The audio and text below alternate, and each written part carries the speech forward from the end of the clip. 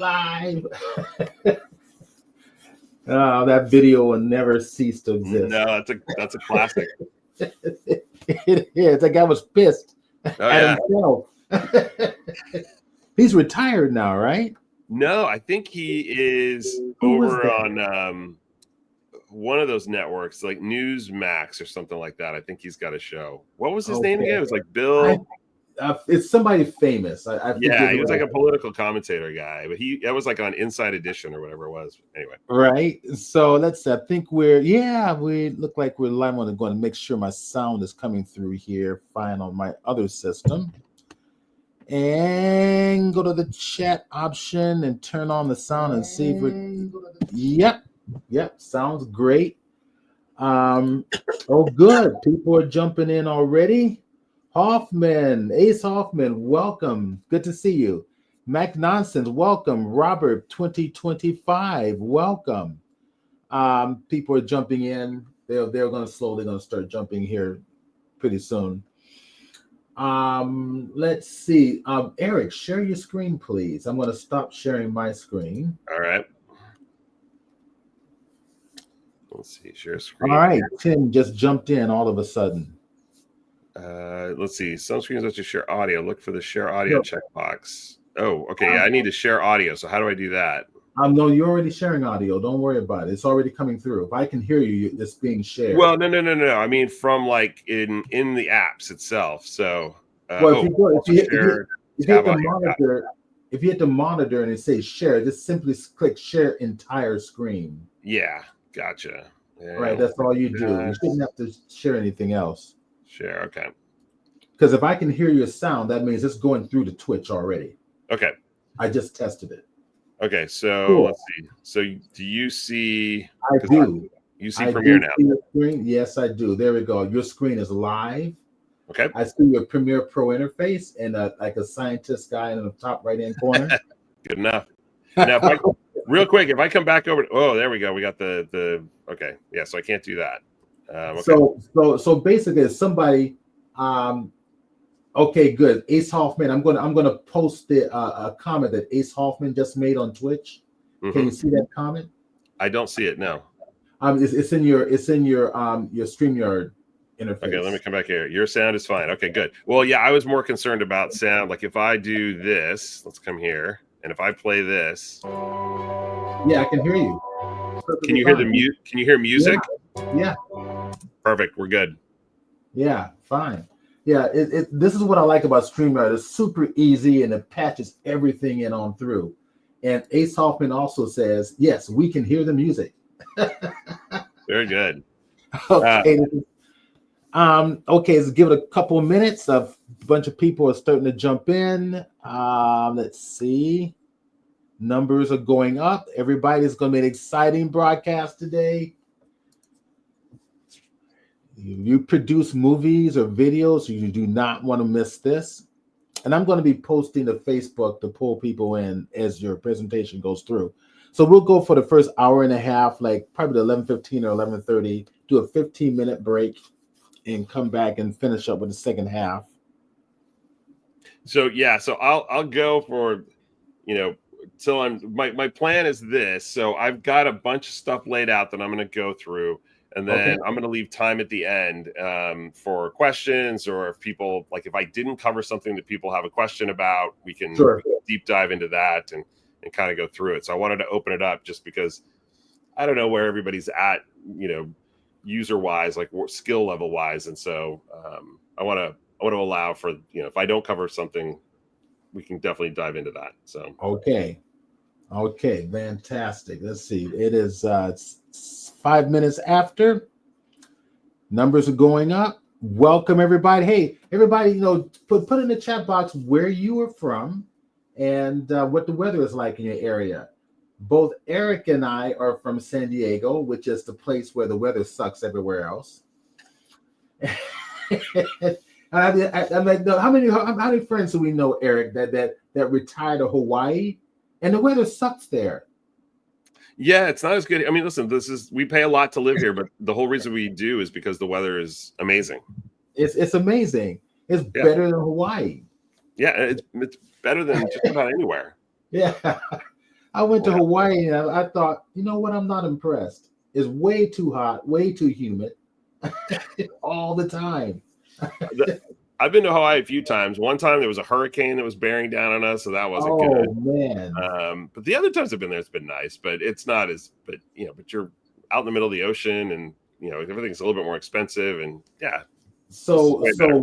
Robert says he's from Carlsbad, and Carlsbad's always cloudy because it's right on the coast there. I mean, I'm 7 miles inland. I think you inland a little bit too, Eric, right? Yeah. So my office is downtown where I'm at right now, but I Okay. live in La Mesa, which is Yeah, definitely. it's going to be sunny and Yeah, hot. I left. It was nice and sunny there. Yeah. Come to the coast, it's going to be. Yeah. Ace Hoffman says, I'm going to be glued to the screen. I use Premiere a lot and would love to be faster at it. Now, Ace Hoffman is also a Blender guy. Oh, okay. And in 3D, in the 3D world, we use animation and Premiere Pro a lot. Now, Blender has a video editor built into it, and it's pretty damn good. Yeah.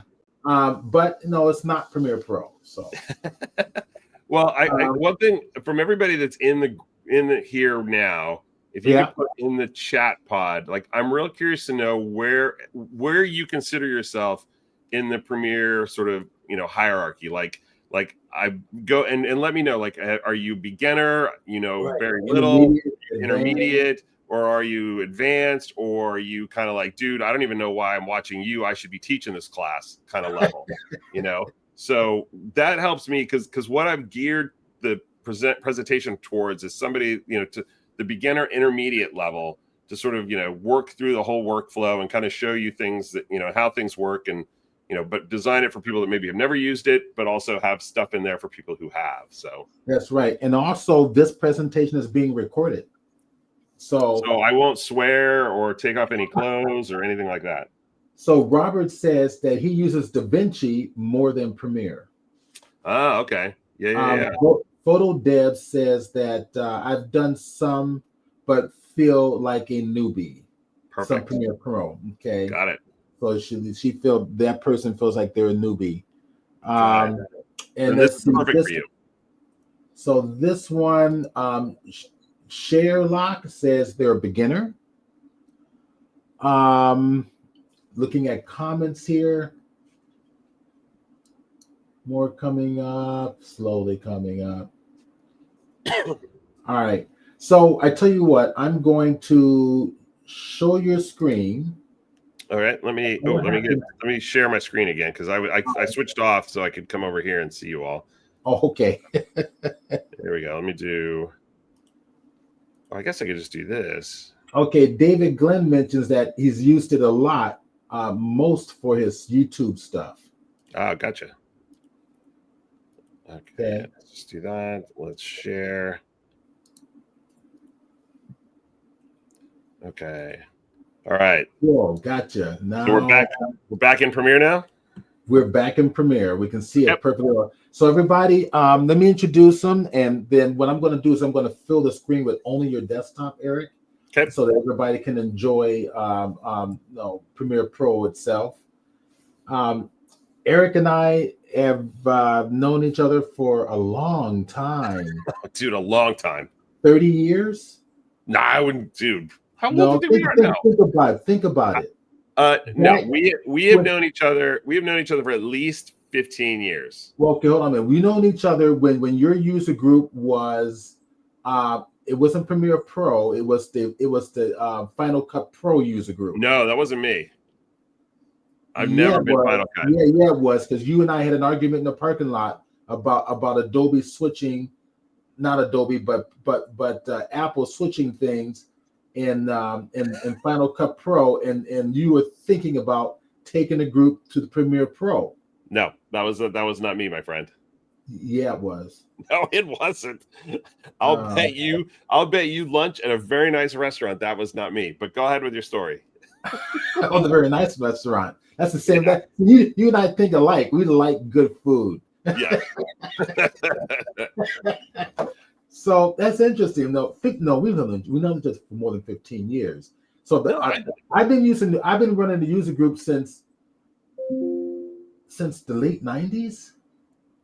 See, I started. So I'll give you my story here with the user group. So Right. in the late 2000s, late 2000 aughts, I guess, whatever that first decade we want to call it. I used to get together with a bunch of editors every Friday. We had editors lunch once a month, and we would get together and talk. And at the time, there was me and one other person that would edit with Premiere, and it was really frustrating because everybody else at the table was editing with Final Cut, and Right. there was a couple guys that cut with Avid, and I didn't have anybody to talk to. And I had heard about user groups. I met somebody who ran the Final Cut user group, I'm both here and in LA. And I thought, you know what, why don't I start something like that? So I pinged Adobe because they had a user group, a big, robust user group program at that time. And I remember it was in January of 2009. And I sent an email. I never heard back. August of that year, I get married. I'm on my honeymoon in Hawaii, I'm just talking about. And I'm in Hawaii. I get an email from Adobe that says, hey, sorry for the late response. Are you still interested in starting that user group? And I wrote back, yeah, but I'm on my honeymoon. Let me get back to you. And that was in August of 2009. In September of 2009, we had our first meeting. And so, yeah, so I've been doing it since September of 2009. Right. And I was running now you were with us over there at the Art Institute, right? Oh, yeah. Yep. We go back. Yeah. So we were there since before 2003, because we were there several years before you came in, because you contacted me. Yeah. About I guess I was the one that got you in there. I put you together with the president. That sounds right. Yeah. No, it wasn't actually. It was Platt College. You got me into Platt College. Nobody. It was Art Institute. Really? Okay, I did get you into Art Institute. I also did get you into Platt College. That's true. Because Art Institute went down, you were already there with us. So when I went over to Platt, Platt basically contacted me and says, come over to here. I told them that you were looking for a place too. Okay. There you go. No, I got you into both. For those of you watching, Steven and I have become the two old men in the booth on the Muppets. Okay. That's us.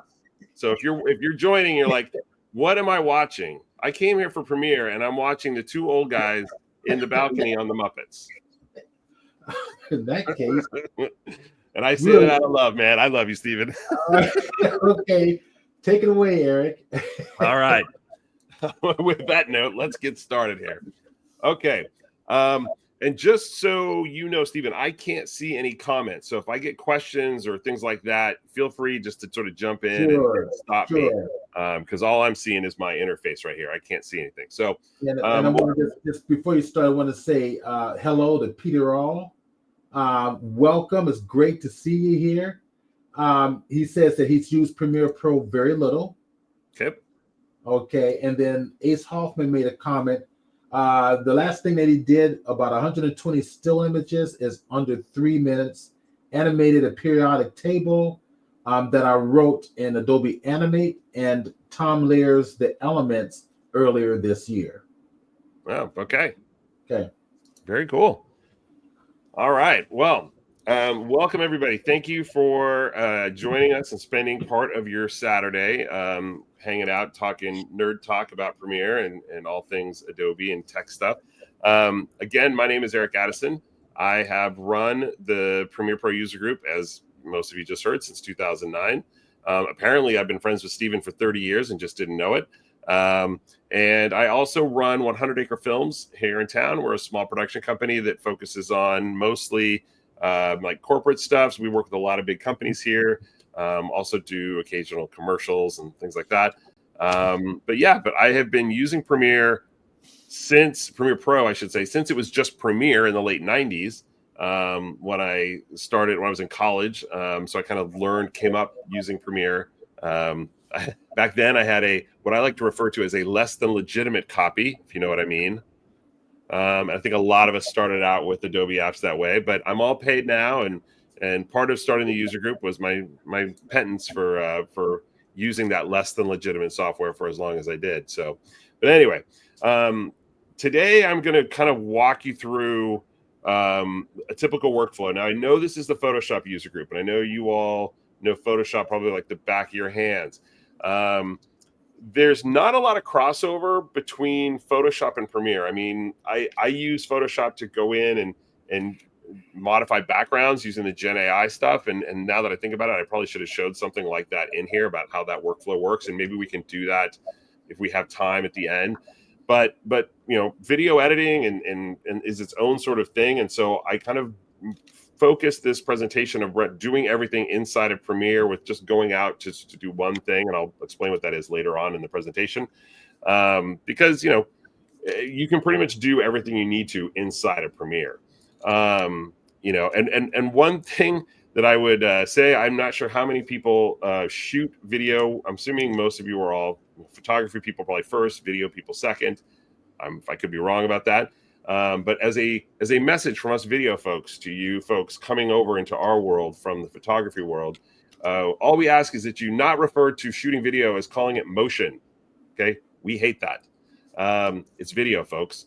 So I meet a lot of photographers who are like, oh yeah, I'm starting to get into Premiere and I'm shooting a lot more motion now. And I'm like, you're shooting what? And like, yeah, you know, motion, you know, like video. Okay, no, it's video. It's not motion. It's video. So, you know, but anyway, there's just my little rant for the day. So anyway, let's dive in here. So let's start at the very beginning. First thing you're going to see when you boot up Premiere is this. Okay, this is your home screen. And you can see this is a list of projects that I've been working on. If you open up Premiere the first time, this whole area down here will be empty because you haven't done anything yet. But as you start to do projects, it will fill up.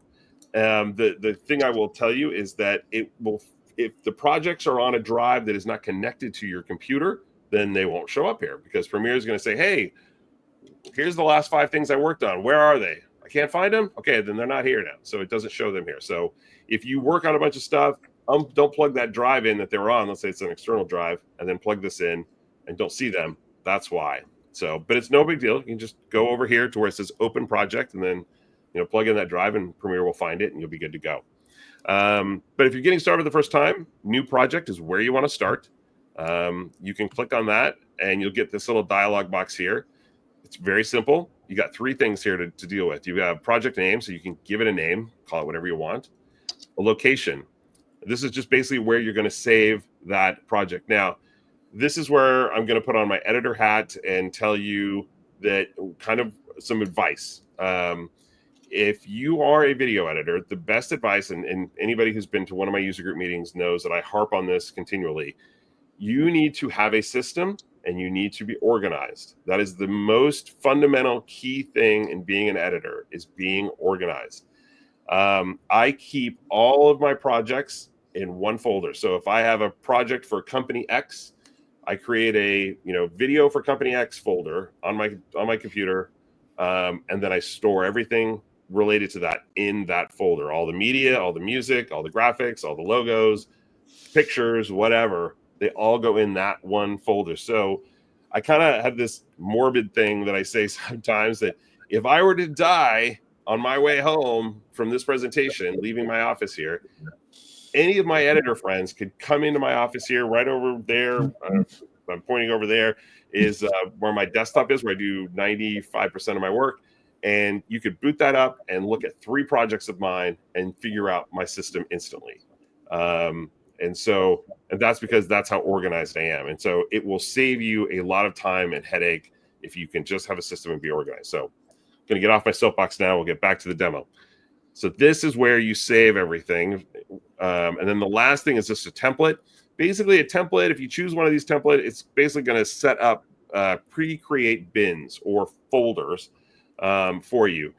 Bins are an old film editing term from when we used to actually cut on film. We would put all of our film in what were called bins. You'd hang the film strips over the bin, and then if you lost one, they would just be down in the bottom of the bin. I grew up going to film school where we had to shoot 16 millimeter, and I spent many a night digging through bins trying to find this one little short bit of film to splice back into my thing. So the nomenclature is just sort of stuck. So. But yeah, any of these is basically when you go into your project, it's going to have a bunch of populated bins for you to use. So I just go with none. I have my own kind of system that I do. So, but anyway, so that's the new project thing. I'm just going to cancel out of that because I've already created a project. The other thing I will say before I get started too is I tend to talk pretty fast. You probably figured that out. If I go over something fairly quickly for you and you want to go back, please just make a note and Stephen will tell me and I'm happy to go back and recover something if you're unclear about that. So, okay, let's get started here. Let me open up my project that we have here. So after you create a new project, this is the first thing that you'll see. It is your import tab. You'll see up in the top left here, I've got import, I've got edit, and I've got export. These are your three main tabs for working inside of Premiere. And they do exactly what they sound like. Import is basically going to import in all of your clips. Now, I've already done that, but I'm going to kind of work you through this and kind of go over real quick how it all lays out here. So you've got all these different locations over here, excuse me, of where you can bring things in. These are my hard drives that I have. So this is my C drive, my system drive. I have another internal drive on this laptop. And then I've got this external drive where everything's living right now. And you can see that if I click on this external drive, here are all the folders on there. If I click on this other internal drive, you can see all the folders that are here. So basically it's just saying, where do you want to grab stuff from? So I created this particular folder for this project. Let's come back to that media where I have all the B-roll. And it's as simple as just clicking things to add them. And you can see down here, it's building a list down in the bottom left here. It starts over here to start showing me what clips I've added. And so you can go through and pick all the clips that you want to do. Then we've got the import settings, which is on the right side of the window here. And we'll start at the top, organize media. I just gave my lecture about organization, so I'm not going to go through it again, but you should organize your media.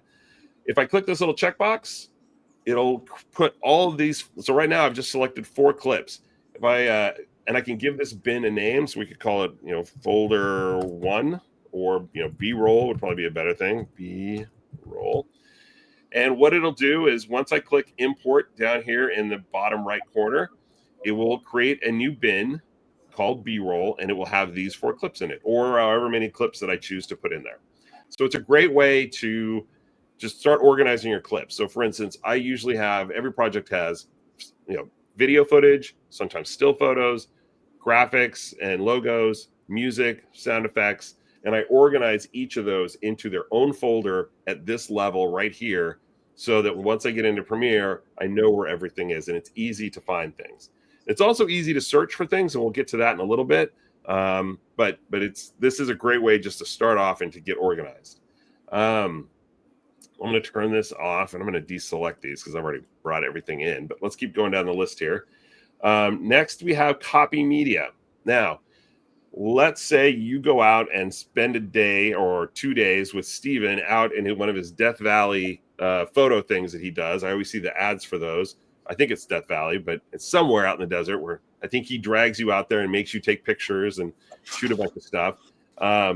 So if you go out there and do all that and you come back with your DSLR and you've got your video footage and your card and your photos on a card, and you need to copy them from the card into your computer, this is where copy media comes in. So you can basically plug either a card reader or your camera right into your computer, turn this on, and what it'll do is you can then go through here, select your camera from over here, pick all the pictures, video clips that you want here, and then it will copy that from the card to wherever you tell it to save on your system, to whatever hard drive you want to. Now, you have a couple things in here to remember. You have copy with verification, copy without verification. I would always say use verification. It's basically just going to do a checksum to make sure everything that copies over is exactly what it's supposed to be. You want to make sure of that. Copy files destination. This is basically where you're going to save them. So you can choose the location. You can use a preset location, same as project. Basically, it's just asking you where do you want to put them, and it's giving you those options. So, and then that's it. And once you click import down at the bottom, it will copy everything from your camera or card reader and then put it where you need it to. And if you turn on the verification, it will check it to make sure that every file is just as it should be. So that's a very handy thing to use when you're out in the field. Create new sequence. What this will basically do is after you import all these clips in, it will put them in a bin, and then it will create a sequence with all of them on there. I'll be honest with you, I don't use this selection too often. I know a lot of people who do. They like to just have everything. It's like, here's all my clips, and I want to just have them on the sequence so I can get started editing. That's a great way to work. It's not how I usually work, but that doesn't mean it won't be perfect for you. Editing is about finding a workflow that works for you. So, what may not work for me may work for you. You just got to find out and try stuff and see where, what you like. All right. So going on down the list, one of my favorite things, automatic transcription. So this does exactly what it says. So let's say we're going back to the analogy of the story, or the idea that you're out there filming with Steven on one of his things. So let's say you're out there, you shoot a bunch of pictures and you shoot some video of yourself. Hey, I'm out here with Steven Burns in the San Diego Photoshop user group, and we're taking pictures, and boy, it's hot. And I wish Steven would give me some water, but he's hogging it all. Whatever you want to do, whatever you're saying to yourself on video or shooting video of things, this selection, turning this on will transcribe all of that for you and create a transcript that you can then use to search and edit from. And we will get into that a little bit later. But if I turn it on, you can see it'll choose the language. I'm assuming most people are using English, but if you don't, you got a whole bunch of different languages you can choose from. You can separate the speakers if there's more than one speaker here. This last one is kind of a key thing to remember. So you have auto transcribe clips only in sequence or auto transcribe all imported clips. I usually turn on the all imported clips because basically that's going to, any video clip that has audio, it's going to look for somebody speaking and transcribe it. Now, you may not want to do that for one reason or another. And there are a lot of reasons why you wouldn't. You can also choose to auto transcribe only clips in a sequence. So basically, if you put something in a sequence, it will then start to transcribe it. That can come in play if, let's say you're working on a video and you don't need everything transcribed. You just need what's on your timeline transcribed because maybe you're going to make captions from it. And we'll cover that. That's where that might come in handy. Auto transcribing all your clips is definitely going to take more time at the beginning. It might slow your system down a little bit because once you get everything in, Premiere is going to want to analyze all that and transcribe it. And so that works in the background. And if your system's not very robust or you're kind of limited on hard drive speed or size, that could impact that. So it's really up to you on how you like to work. But that's basically what that does. So the last thing we'll talk about real quick is media analysis. This is super cool, and it's brand spanking new in Premiere. Basically what this is going to do is it's going to look at everything that you bring in and sort of create a catalog of it, sort of like a metadata file or folder. It's not an accessible metadata folder, or you can't go into it and look, but what you can do is you can access it. So for instance, this clip right here of this woman drinking water. So if you were editing and you wanted to say, hey, I need somebody drinking water, Premiere is going to create from this clip, woman, water bottle, drinking, park, towel, everything that it sees in there, it's going to put into this, associated with that clip, into this folder or into this file. And then when you need to find something, you'll be able to search for it and find it. And I'm going to show you that in a little while. But I wanted to know, if you turn this on, it does that search and builds that catalog. You can turn that off if you don't need to. Again, it saves overhead when you're starting to go into Premiere, but for my money, why wouldn't you want that on? It's a good search tool to have.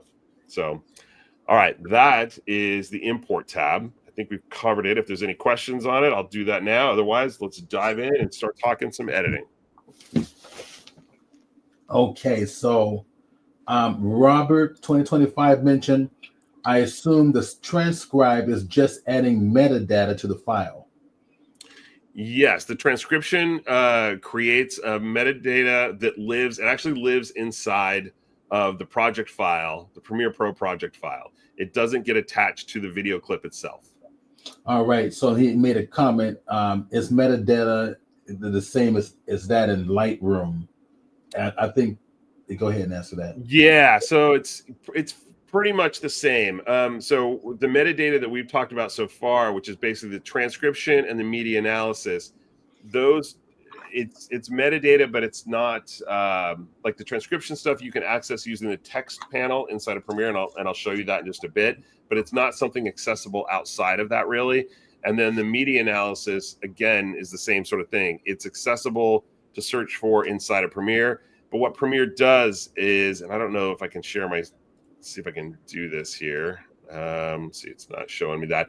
But basically Premiere creates a print file. Let me see if I can get that up here. File Explorer. Can you all see my Explorer file or window here? Yes. Okay, perfect. So let's come here. So you'll see right here, it says PSUG Demo 2025 Print. That is, and it says over here, Adobe Media Intelligence project index file.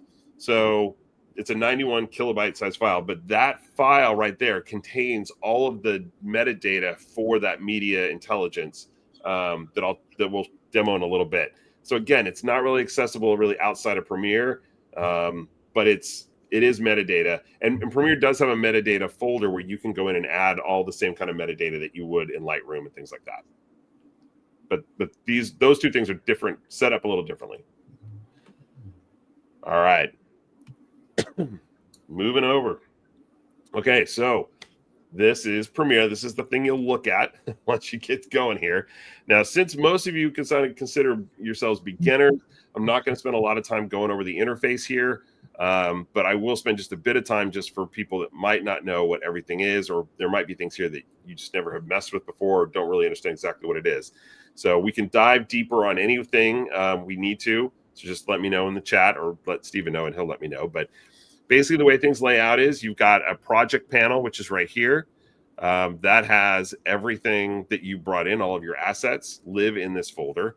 I have things, and I should start by saying I have things grouped a certain way. Premiere lets you create a workspace to sort of lay out everything. And you can see over here under this little box right here where it says workspaces, this is a whole list of different workspaces. So I'm using my laptop workspace since that's what I'm on. You can see Z8 workspace, which is for my Z8 workstation over to my left. Because that's a 2-monitor setup. So things are laid out a little bit different there. But I've got all these other different workspaces here that sort of rearrange the panels here to be more optimal for what I need to do. So like when we get into color, we get into audio, you'll see that I'll change the workspace and the panels will all shift around.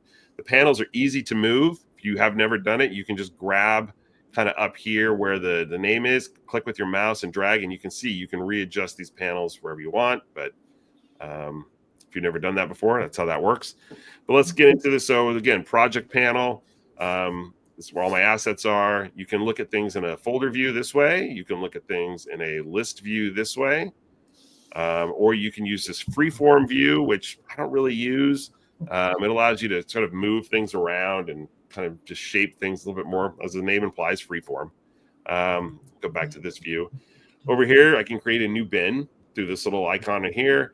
And then this is my new sequence icon, or new item icon, I should say. We'll get to that in just a little bit. But anyway, that's the project bin. All my effects are right here. Transitions, video effects, audio effects, all that kind of stuff is right there. I'm going to skip over to Media Browser. One great thing about Premiere, and I don't know if this is the way it really works in Photoshop, but in Premiere, there's always more than one way to skin the proverbial cat. That's one thing I love about it. There's multiple ways to get a lot of things done. Media Browser is a way to import footage. It's kind of like the import screen in that you have all your drives over here, and you can bring things in just by kind of drilling down and looking through folders, and then you can see over here. What did that say? Premiere secret session. I should probably look in there, but I'm not going to do it now while I'm online because clearly it's a secret. Anyway, you can see I'm able to look in all these different folders, and I can click on here and see footage. And so, it's just another way to import things. I can right click and choose import here, and it'll bring things in. I can open it in the source monitor, which I'll get to in a minute. So it's just another way to access. It's an older version of the import tab is a good way to think of it. So David Glenn has a question. Yep. He says, can you create a text file? Sometimes I like to add my separate dialogue that I make up. It would be nice to be able to bring it up in Word and correct my dialogue. that I give on a camera to read back and run through the AI voice.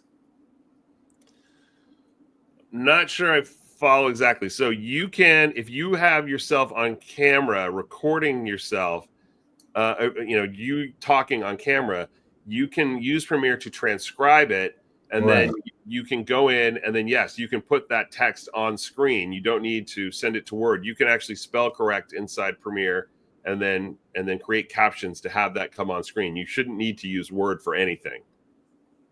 What you can't do is when I heard AI voice, I was wondering if you mean that have Premiere create spoken word from text using AI technology. And right now, Premiere doesn't do that inside of it. So yeah, he mentions to read back and run through his AI voice. read back. So it So looks like like he's reading it through his AI voice program. oh, so he's creating a voice, like a vocal track using AI, and then he wants to put it inside of Premiere to be able to use. And will Premiere transcribe it? I guess I'm a little lost on his question there. Yeah, maybe he can clarify. Yeah, can he come on mic and ask it? Um, I don't know if you guys can do that or not, but I can let him in the room.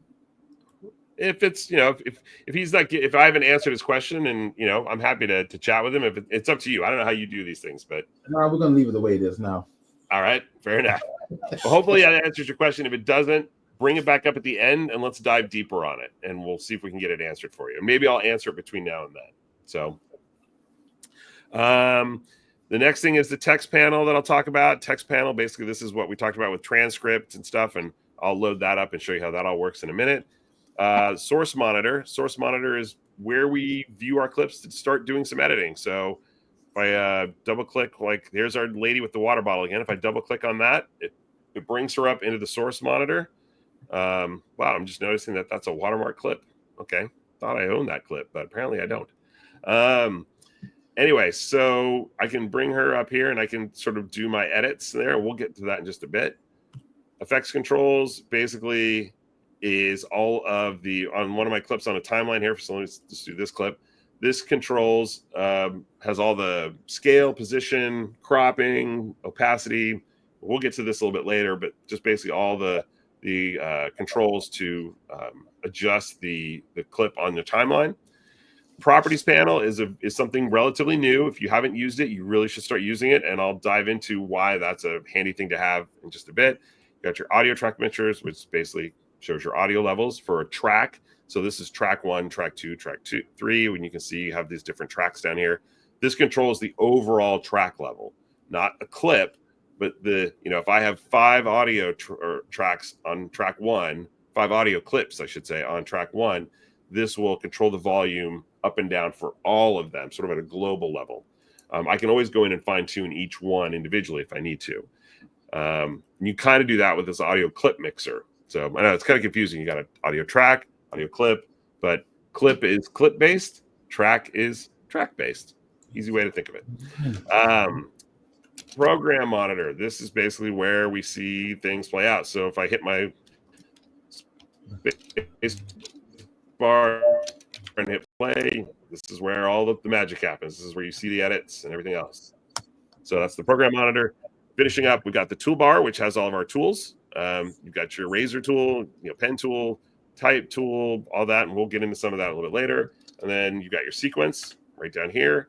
And then you've got your VU meters, which is your audio levels. And once we drop some audio down there, you'll see them start to bounce around. But yeah, it's just telling you how loud things are. So, okay, let's kind of dive in here. So I have already created a sequence here, but if we're starting from the very beginning, the first thing you would need to do is create a sequence. And to do that, you come to this new item icon, which is in your project panel. And if I click on it, you'll see I got this little drop down. There's a whole load of stuff here. But the thing we're most concerned with right now is sequence. So if I click sequence, it brings up this menu. Now, these are all the sequence presets. Now, something to keep in mind when you work with video is that unlike photography, where you just bring stuff into Photoshop and it's whatever resolution it is, and then you can work on it, when you're setting up a project, you have to sort of think at the end of like what you want, what resolution do you want to work at? You need to factor in, am I doing an HD video, which is 1920 by 1080? Am I doing something in 4K? Am I doing something in standard definition, which is old school? Am I doing something bigger than 4K? 8K, for example. You need to figure that out now because you have to create a sequence that matches that resolution. A lot of times you go out and shoot 4K footage or HD footage, and so you just match what that is, what you shot at. But this little drop down will help you determine what size, what resolution. So, for instance, HD 1080p, which is pretty good size. There's HD 1080 and HD 720, and then your frame rate. Frame rate's important to know too. You have to be at the right frame rate. Most professionals shoot video at what we call 24p, which is 23976, or for TV broadcast, everything is 2997. So you can see here, I've got 23976, 25 frames per second for our friends over in Europe who just had to be a little different, 2997 for our broadcast friends, and then 50, which again is more tied for like a European type thing. We're going to stick at 23976 for now for what we work at. But again, you have to know what your video footage was shot at, and that's what you want to match. And I'm going to show you something in just a second that's an easy way to bypass all of this if you just completely I have no clue what I'm doing with any of that stuff. But you give your sequence a name here at the bottom, click OK, and it will create that sequence for you. Getting back to what I just said, if you're just lost and like, dude, I have no idea what my camera shoots at. I just shoot video, and I just want Premiere to just accommodate that. No worries. I got you covered. If you come, I'm going to come to interviews here, and I've got some video clips here. And so I've got my gaffer Tommy here with his little color board. And this clip right here, you can see in this little panel here, it's a 4K clip at 23976 with 8 channels of audio. If I grab that clip in my program monitor, click and drag it over to that new item icon. Remember that one we just looked at to create a sequence? If I just click and drag that, you can see there's a little plus that happens over that little hand. See, it's gone. Now it's there, gone, there. If I drag on that, it will create a new sequence for me, and all of the settings will be for that sequence will be based on that clip. And so now I am good to go. You can see I've got my clip here. Got it. And boom, we're all ready to go. So again, if you're really unclear, that's the best way to go. And you can easily set up sequences using that. So I'm going to undo. Oops. We'll get back to normal here. So that's how we create a new sequence. Let's start doing some editing. Come on. That's what we're here to do. So let's get into it. So let's talk about how to edit stuff in the source monitor. First thing I'm going to do is come find a clip. Now, looking at all this clip, you can see I've already got some B-roll shots laid out here on my timeline. Because let's face it, watching people edit is like watching paint dry. I'm assuming working in Photoshop is kind of similar. Like if you had a client sit in while you were touching a photo up, there's a lot of just stuff that goes on that's just like mouse click over here. Let me fine tune this, whatever. If somebody were in there watching, they'd be like, at a certain point. So I try to do a little bit of pre-editing for you just to sort of get that out of the way. But that being said, let's talk about how to use that source monitor for editing. So you can see over here real quick, this video clip right here, this is that starting shot. And you can see how there's a blue little icon in the corner. That tells me, if I hover over it, it tells me that clip has been used twice already. And it tells me exactly where it is. And I can click and it will take me right to it. So if we come over here, boom, it takes me. So that's a really handy way to know when you've used a clip or not. But I'm going to take this clip right here, and it's a doctor looking at a patient here. So let's say I'm going to kind of scrub through here, and I'm using my mouse to move my little CTI control time indicator here. And I'm going to line up. I want right here. So I'm going to mark I on my keyboard for in, or I can click on this little button right here. Again, always more than one way to do something. That sets my in point. I'm going to play through. Oh, yeah, kind of like that. And boom, right there. That's my out. So I'm going to click O for out, or I can click right here. And then I can drag it down to my timeline. It's super simple. I can use keyboard shortcuts to do it, but easiest way is just to click right here and drag it, and I'm going to put it right there. So boom, we are good. So that's an easy way to get footage from your source monitor to do some editing there, and then just to drag clips down and get it onto your timeline. Now, one thing I wanted to talk about was when you have, now this clip doesn't have any audio with it, but what if you have audio? Let's go to one of my interview clips and let's choose this gentleman right here.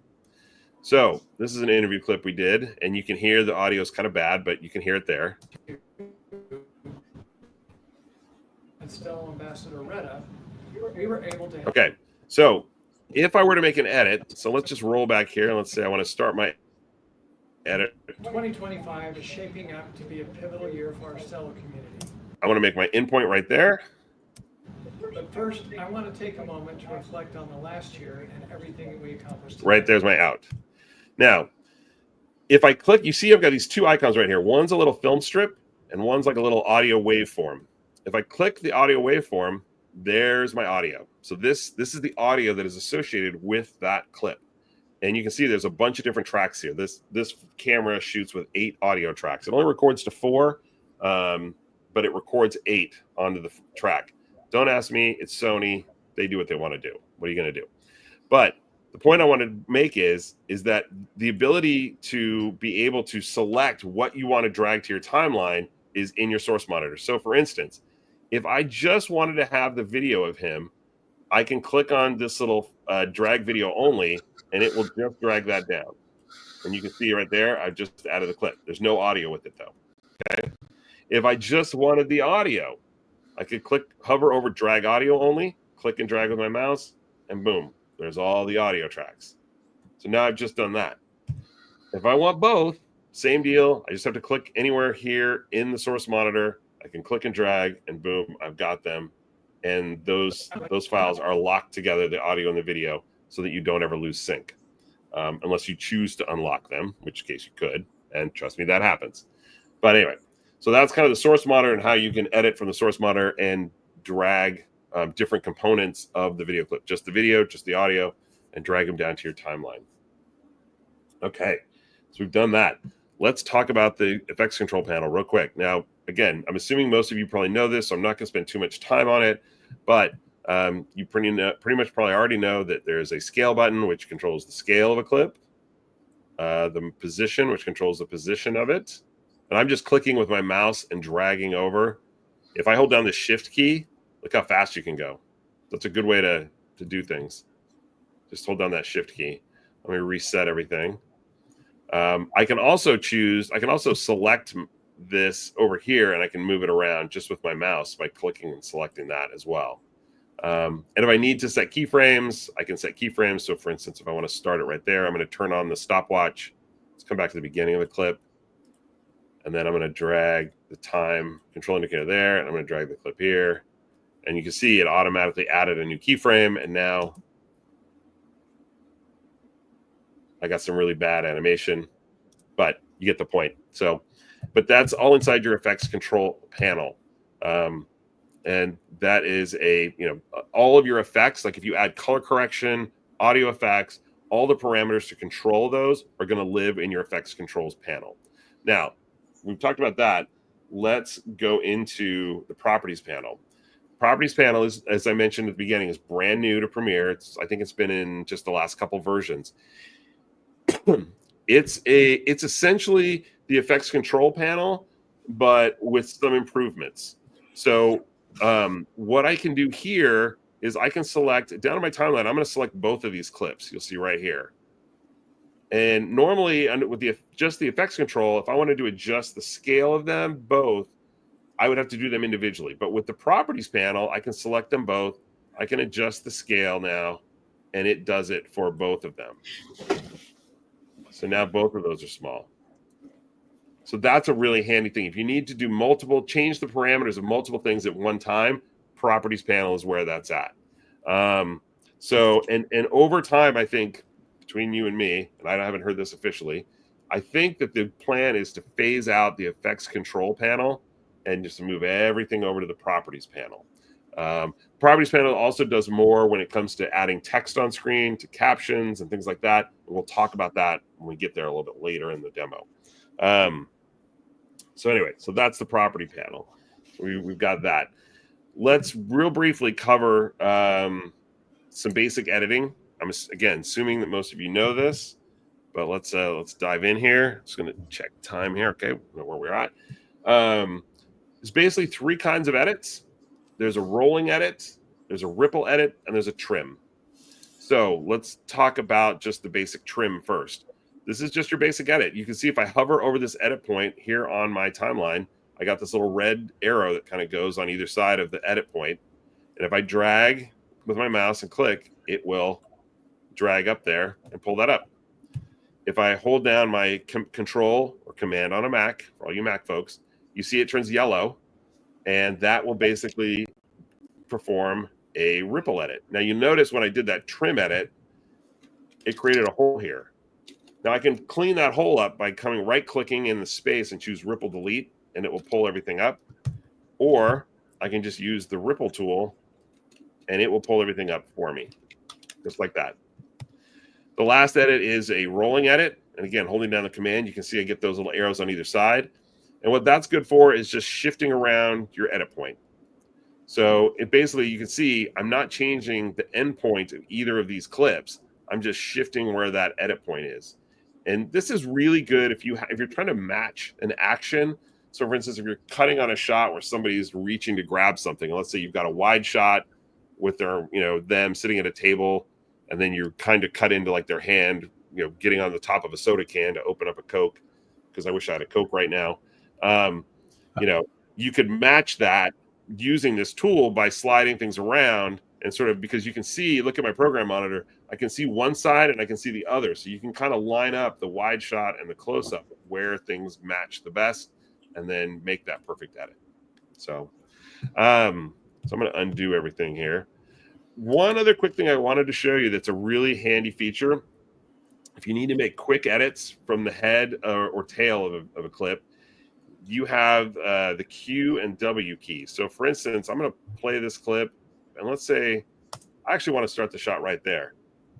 I can go Shift W, and it just took off everything before my playhead. Okay, and I can do Shift Q. I'm sorry, Shift W will take everything behind the playhead and pull it up. So those are a couple of quick keyboard shortcuts. Shift Q, Shift W to make quick edits, to pull everything up from before the playhead. It deletes it. Once again, Shift Q will just delete everything before that playhead. So it's a really nice way to cut. Oh, no, I don't want to do that. There we go. That's a really quick, handy tool to be able to use to make edits really fast, just to trim the heads and tails off of things. All right, where are we here? So we've covered that. Oh, one of my favorite things. Before we get too far, we talked about media intelligence earlier. Let's talk about using it. So up here in the top, you have this search panel button. Let's click on that. Now, let's find our water bottle lady. So if I search for water bottle, there she is. So basically what it's done is it's gone through and cataloged, like I said, all the clips, and it sees a water bottle in there. So all I have to do is a water bottle, and boom, I can find that clip. I think there was a shot of a doctor with an iPad. So let's search for iPad. And so it's thinking that our color chart is an iPad. Folks, we don't have to worry. AI is not as smart as we think it is. But clearly you can see iPad, iPad, iPad, iPad. So it knows that it found the iPad in those shots. Now, what's interesting about this panel is we dive in a little deeper here. You have the ability to choose where to search. You can search everything, just visuals, text, or metadata. So that's how we search. I've just got it set to search everything, but you can dial that in if you need to. You have also the ability to search everything, be it source clips in your bins or just in sequences. So I can say, you know what? Because right now it's showing me this clip is used in the bin, and it's used, that's a little sequence icon right there. this little thing right there. That's a sequence. It's saying it's used in a sequence as well. So if I click source, now this is just where everything is in my bin. If I click sequence, this is just showing me where things are in a sequence. So I'm going to do one more search here. Now, we did transcribe a bunch of interviews, and all the interviews that I transcribed are all basically biotech company people talking about stuff. And I'm sure at some point they mentioned something about a patient. But I got to find where they talked about that. So did I spell patient right? I'm a terrible speller. So that's not right either. Okay. Let's just do patient there. Okay. There we go. Patient. So my mom actually bought me when I was in 7th grade a bad speller's dictionary. That's how bad I am at spelling. It hasn't gotten any better. Anyway, you can see here, it went through. It found all the clips where a patient is included. I don't know why. I guess they consider my gaffer Tommy a medical patient, but Tommy would be happy to know that. But you can see down here in the text, it went through the transcriptions for these interviews and found where the word patient was and is showing me that in there. Okay. So again, this media intelligence tool is a great way to find clips, find, for whatever you need to, just searching for any aspect of what you're looking for. Just, if you can remember what was something that was in the shot, it will catalog it and it will be there. Anyway, that is media intelligence. And it is one of the newer features inside Premiere. I am running on Premiere 25.4, which actually 25.4 just came out yesterday. So I like to live on the edge with new versions. As soon as they post it up, I download it, which is probably not always the smartest thing to do. But you know what? Again, like to live on the edge. So hopefully there's no bugs in this version and nothing crashes, but it went well yesterday in rehearsal. So anyway, that's media intelligence. So let's do a little bit of Gen Extend. So I've got a clip down here, right here, and you can see it's just this woman shaking this bottle. But let's say that let's change this edit point here. I'm going to pull this out all the way, kind of show you something here. So let's adjust it. Now, this is the end of that clip. And you can see it's her starting to shake the bottles, but I can't drag anymore. That's literally the end. It's her just shaking those bottles. But I really want to pick it up from, I want this to be my shot, but I need it to go just a little bit more. But I don't have it. Well, this is where AI comes in help. You've got this down your toolbar. You've got this thing called Generative Extend Tool. So I'm going to click on that. Now I'm just going to come here and I'm going to drag this shot out just to right there, we'll say. Actually, let's drag it all the way. You can go up to 2 seconds. So let's see what 2 seconds gives us. So you can see it's uploading. So what it's doing is it's taking that last frame of video. It's going to upload it to the Adobe mothership and ship it off to its AI department. Generative AI department is going to figure out 2 more seconds based on everything that it sees here, and then send it back down to my computer and create a new clip. There are lots of things about this that you have to be aware of. You have to use it with certain kinds of footage. It won't work with certain other kinds of footage. And being that it's generative AI, your results may be wonky sometimes. And it's not free. You have to use generative AI credits in order to be able to do this. So if you don't have one of those credit plans, I know they just switched over everything in regards to Creative Cloud plans and Firefly plans. Anyway, Steven can fill you in on all that stuff later, but bottom line is you have to have one of those kind of credit packs in order to be able to use this feature. I think they only let you use it like once or twice. But let's it's got about 50% done here. So while we're waiting here, it should be another like minute or so. Any questions on anything so far?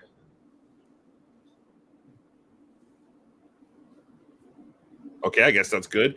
Either you're fully understanding everything, or you have all zoned out and are staring at Facebook and X right now. So either way, that's totally fine. I'm here with you all, and my wife is home with my 2 8-year-old twins. So I consider this a break, and I'm happy to spend all day here because I am kid-free. So I shouldn't say that. I love my kids. They're adorable. And I love my wife. but I know she's not watching this, so I can say stuff like that. No, I'm kidding. I love my wife. I do. I miss my kids. So anyway, we're almost done here. So it's shipping back down here from the Adobe mothership. It takes a little bit of time. Hey, man, it takes time to generate this kind of stuff. So, there we go. All right, let's play it. Let's see how we did. So let's watch from the beginning. Now you can see it put on my timeline where the AI generated stuff is. So we'll know when it starts. So let's see how it did. It's always a fun thing. Perfect. Whoa, well, it looks a little wonky there at the end. But I think that'll work for what we want. So you can see it created new footage from this. Right there. We'll cut right there. So let's just trim this up and we'll drag this other clip down and boom. And I think that works nicely. So we'll go with that. So that is called, again, Generative Gen Extend is the name that they call it, but Generative Extend Tool is its official title. And again, it really comes in handy. I use that clip or that feature all the time with interviews where somebody gets cut off or somebody's on camera and I need to and I'm cutting in the middle of a sentence for them. And I need to sort of end the video or end that clip in a nice way of them just looking at the camera. That feature comes in handy quite a bit. It is really proving itself to be a useful tool. So, and like you see, if you just need a few more seconds, and you can do that at the end of a video, you can do it at the beginning of a video. You can do that with audio too. So if you need to extend out, you can do 2 seconds of video and 10 seconds of audio. So if I had audio clip and I just needed 10 more seconds of, whatever sound was happening, you can do that and it will extend that as well. And we've got a couple questions here. Let's have them. All right. So the creative design, the creative edge, Ivan. I think this is Ivan from Orange County, from the Orange County. I think Abuser Group they call them. They're the Premiere Pro After Effects group up there. Did you say they're the Abuser Group? The Abuser Group, I think is what they're called. Yeah. So Ivan, call me, man. Let's talk. That sounds a little kinky, huh? Hey, whatever anybody does with them and their laptop is their business. But what's up? That's right. So he says, if I understand correctly, a media search is for imported clips. It does not search all clips on your drive. That is correct. Yes, it is strictly inside of Premiere. All right, and then Robert 2025 says, does it extend? Oh, wait a minute. Before also, wait a minute. Maybe missed does it extend also? Okay, he answered the question before the other. Okay, God, forget that one. This one is Digital Media Creatives. There we go. He just gave me the new correct name of the Abuser Group, which is now called Digital Media. Digital Media Creatives. Sorry. I don't know. I would have stuck with the Abuser Group myself. I mean, I kind of like the Abuser Group personally, but they had that. It's the new group now. Okay. Well, first of all, I think you said his name was Ivan that runs that group. Mm-hmm. Ivan, if you're listening, please reach out. I would love to chat just to talk user group stories and hear how your group is going, and all that. So you can easily find me online, or I'll put my information in the chat at the end. But I would love to chat with you, either email or phone or Zoom call or something. I always love to meet other fellow user group managers. So anyway, any other questions before we move on? None. Okay, we got it all. So let's move on to some text-based editing. And maybe, Stephen, what we do is we'll cover this section and then take a little break so that I can visit a room that's on the other side of this wall and take care of some bio stuff, if you know what I mean. All right. No worries. And then we can pick things up and finish off here. So let's see. So text-based editing, here we go. So I have got all my interview clips. This has worked out perfect right here. And if I click on any of these clips, for instance, let's load up this lady right here. All right. Now, this is an interview. And if I come to my text panel, you can see I've already got some text in there. And this is let's play back a little bit here. And what do you love about being a scientist? I love how creative it is, being able to go into the lab and I purify proteins and just... Okay, looks like it says pretty now. I know the first thing you say is, wow, that audio is terrible. Yeah, I know. It really is. And trust me, I was surprised when I got back in here and heard that on there. I was not happy. Fortunately, we got it fixed and we had it backed up where it sounded clean. But even with that really bad audio on the camera, Premiere was still able to pull a transcript and get it right. Now, I will warn you that transcription accuracy is probably between the 80 to 95% range. If I do a lot of biotech work for these biotech companies with a lot of like giant words that even I can't pronounce, and it doesn't get those words. That's where it kind of falls down. And I would expect it to. I wouldn't expect it to get some of those words right. But, excuse me, by and large, it does really well with, getting these clips. So I had, for some reason, I wanted to grab that clip. I liked what she said there. So I don't have to do anything other than just being able to get into the lab, purifying proteins, and really proud of it. Perfect. I'm dragging over here in the text panel. And you can see in my source monitor, it's already marked ins and outs based on what I just clicked and dragged over.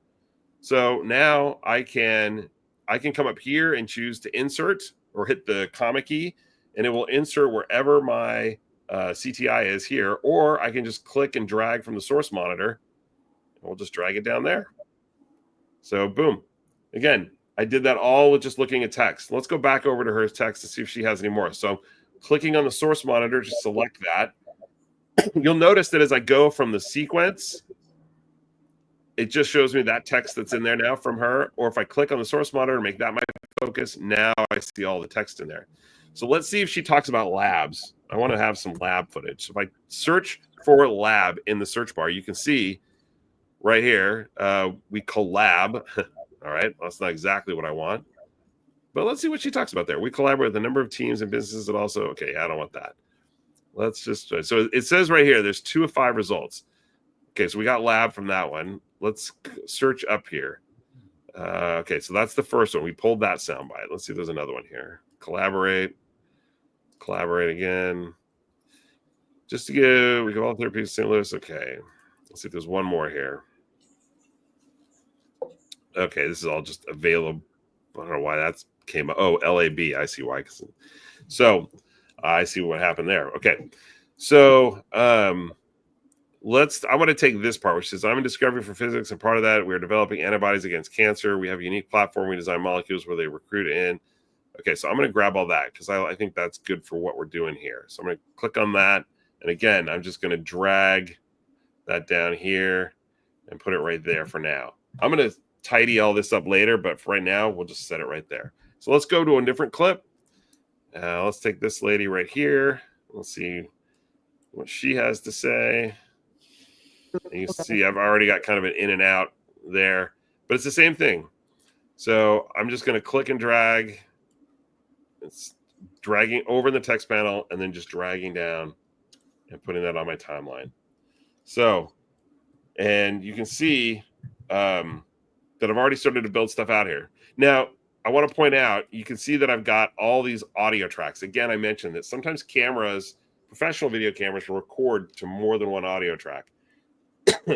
Easy way to get rid of all these extra tracks is to just hold down my Alt key. And then I'm going to select all the tracks that I don't want. And you can see, normally, these all are what we call linked because it's audio video files. They keep them in linked so that they stay in sync. I can always right click and choose unlink, but I don't want to have to do that. I just want to get rid of those bottom 3 tracks that are either empty or just audio I don't need. So using my Alt key and selecting them and choosing delete, boom, they're gone. These clips still stay together and in sync. So we are good to go there. All right, let's keep going here. So we've got those in here, and let's kind of trim those up a little bit here. I'm going to line them up here. So I'm going to get rid of that doctor clip that we pulled. But let's see. To go just be able to purify them and then see at the end of an experiment, like see how clean they are, and it's really creative. Okay, so I want to see her back on camera for that. I am really creative, so I'm just going to use my trim tool on this B-roll clip and pull that up, and boom. It's really creative. I'm really proud of it. Boom, we like that. Now, I got to pull all these clips up. So there's a couple ways that I can do that. I can choose ripple delete, which will just pull everything up, which is a good way to go, especially in a situation like this. But there's another way to go too. And I don't know how many people use this tool, but you can use your track select tool. So I'm going to use A on my keyboard, or I can come over here and it's the second thing down on my toolbar, track select. And if I just, everything, you can see where my cursor is, everything behind the cursor, click and drag will move. And so boom, there we go. So now I just drug everything up, and I can do the same over here and drag this up. And that's another good way, another shortcut way of moving things around. And again, but the thing to be aware of is it's just moving everything on the other side. If I go back, you can see, if I go back to my track select tool, if I click here, like in the middle, you see how these two clips are not selected. So it's only going to do what is underneath and on the other side of that track select tool. So you got to make sure you grab everything. Otherwise, if you do it like this, you're just going to overwrite that other footage, which you may not want to do. So track select tool is a handy way to move things around. So, okay, so I'm going to move this. So I want to move the placement of this clip to the other side. So I'm going to select this. I'm going to move it over here. And then let's ripple delete. And then we'll pull this up here. Boom, there we go. And that looks great. Okay. So now we've got our video kind of laid out. We have everything there. Now, yes, It's really creative. the sound sucks. We will fix that. It needs color correction. See how dark that looks, how dark that looks. There's a lot we still need to do on this, but that will all be in part 2. So right now, I think we're at a good spot to take a little break, if that's okay with you, Stephen. Yeah, that sounds fantastic. And good time for snack break, bathroom break, all that stuff. And then, if you guys have questions, put them in the chat box. We'll hold them off until he comes back from break. And what I'm going to ask you to do, what I'm going to do is I'm going to start sharing my screen. So I'm going to remove. So don't do anything. Oh, you didn't have to remove your screen. Oh, you could actually go on and put it back up. Okay. Go on and put it back up. So it'll sit there in the background until I actually put it up and on. And I'm going to share my personal screen. Well, I'm going to not share my screen because that way I can see what you're doing. So when I share my screen, I can't see. So, gotcha. You do your thing, and I'm just going to go get some water. Do a All little right. I'll be right back. All right, that sounds good. So 15 minutes. I get my little 15-minute timer up here. And what is this? Okay, so this is a different browser. So it likes to use another type of search engine, which I don't like, which is Yahoo. And this one will be a lot more dependable. Okay, 15-minute timer. There they are. Bring it on up. And all right, we're off. So we'll come back and I will mute my mic temporarily. And then we come back. We'll get rocking and rolling again with Eric. Great presentation so far. A lot of questions.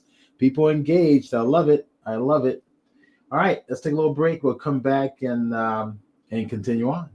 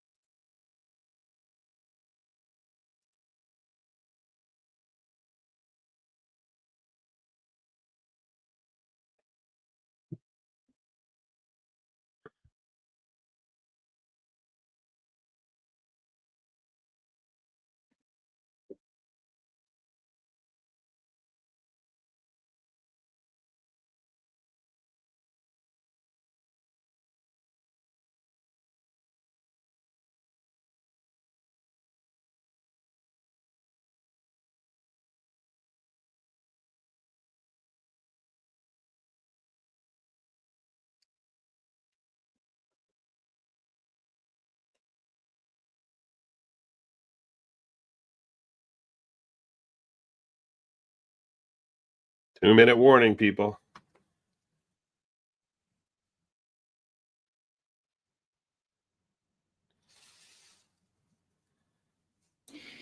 Yeah, 2 minutes left. Is it normal that I can't comment like in the comment panel? You should be able to. Actually, what I do is I usually send everybody to Twitch directly. Ah, I gotcha. Here, I'll put the link into the direct link to my Twitch channel. It's okay. It's okay. Yeah. Well, I can put it right into, send it directly to you. Private chat. I don't think I have a Twitch account, so Okay. it's okay. It's free. All right.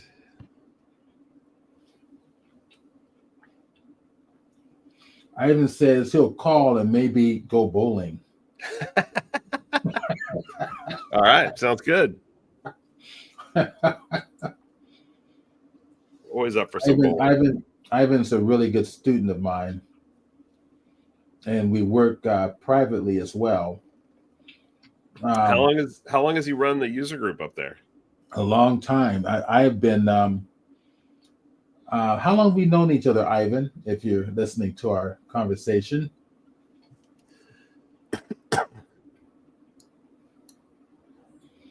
A long time. I was presenting for his group back when I was writing books. I thought you still wrote books. Well, this is when I first started writing books, so it was like a while back, maybe 20 years. Wow. Okay. All right, it's that time. Let's do it.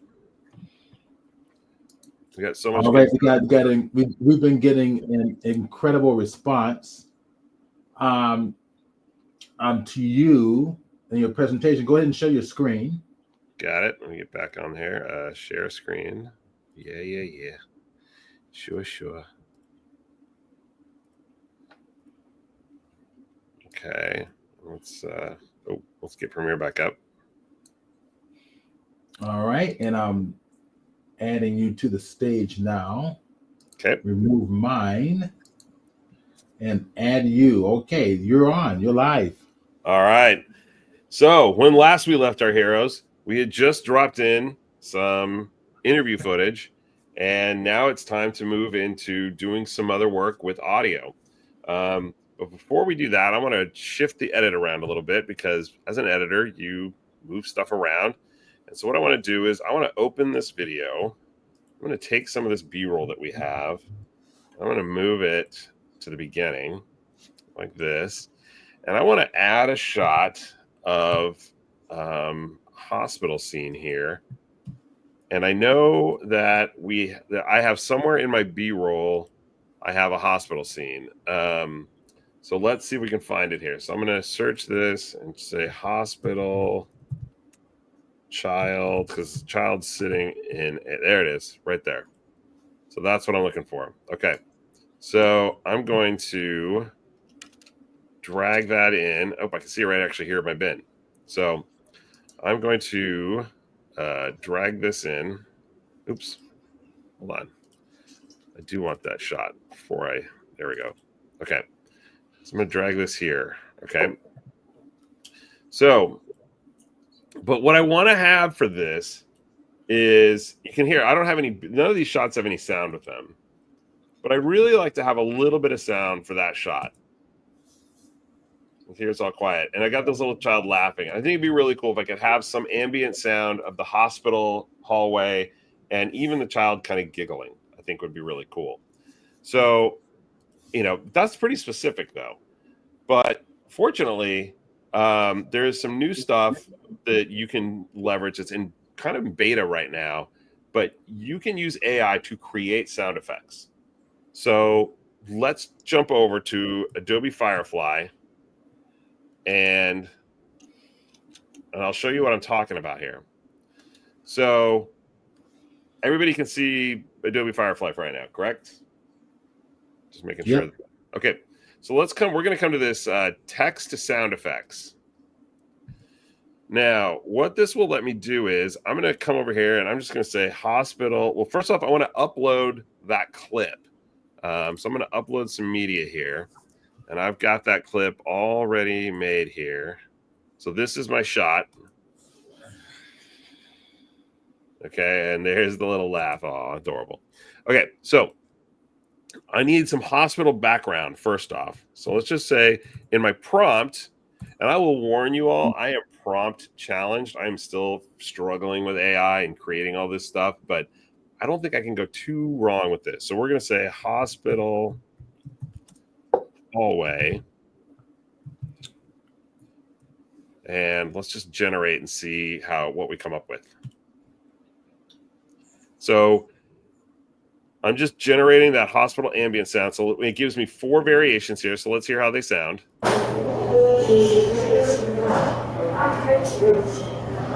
Pretty good.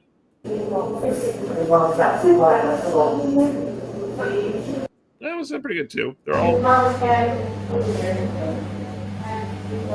right. That could be a hallway. Well, let's see. Now I want to check one more thing in here. So I've got some footsteps. Hallway, hospital. Let's see if I can with footsteps. Just to see if I can generate something like that to be a little bit more specific here. All right, let's see what this sounds like. Okay, I like that. Not a lot of footsteps. Too slow. No, don't like that one. Okay, I'm going to go with this first variation. So all I have to do now is click on that, and then it adds it down here. I've got this like little timeline going on here. And I can drag that out to fill the space here. And I'm going to add another track. Okay. Now, the thing that I don't have, though, is I don't have the little child giggle. It would be kind of nice to have a little laugh right there. But let's hear how this sounds right now.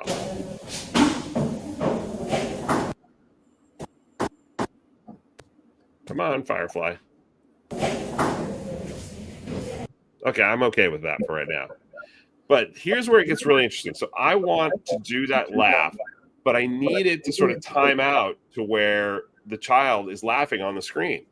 So what I can do is I can choose to record my own voice and just make a sound, and then it will, I'm going to say child laughing, and it's going to generate that child laughter and match it with what I do here. So that sounds a little confusing. Let me show you what I'm talking about. So I'm going to record my voice, and let's see if this works. Hopefully the mic situation here is going to work. So let's see. Record voice. I want to choose what mic do I want to share? I think I want to do this one. Check 1 2. Check 1 2. Yes, that's the mic I want to use. So I'm keeping it different from the other mic I'm using here. So let's do that. Okay, here we go.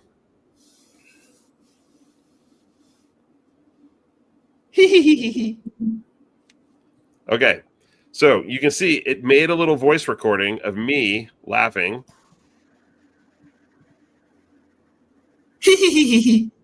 Okay, so now what I can do is I'm going to click generate, and it's going to generate. Let's see how this sounds. I don't know about that one.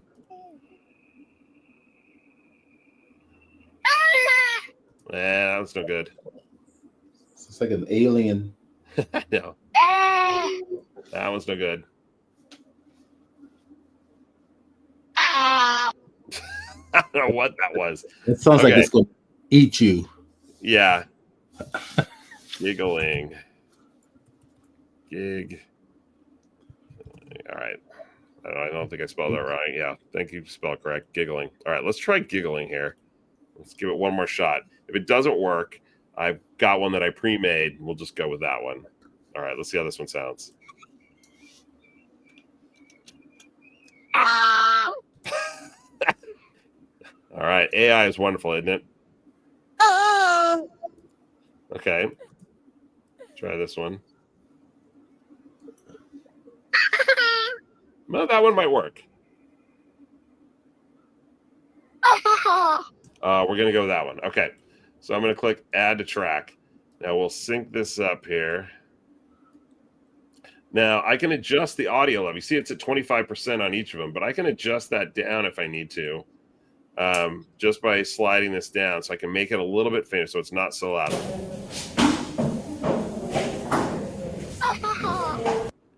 And I can make this one a little bit louder, just to sort of override that.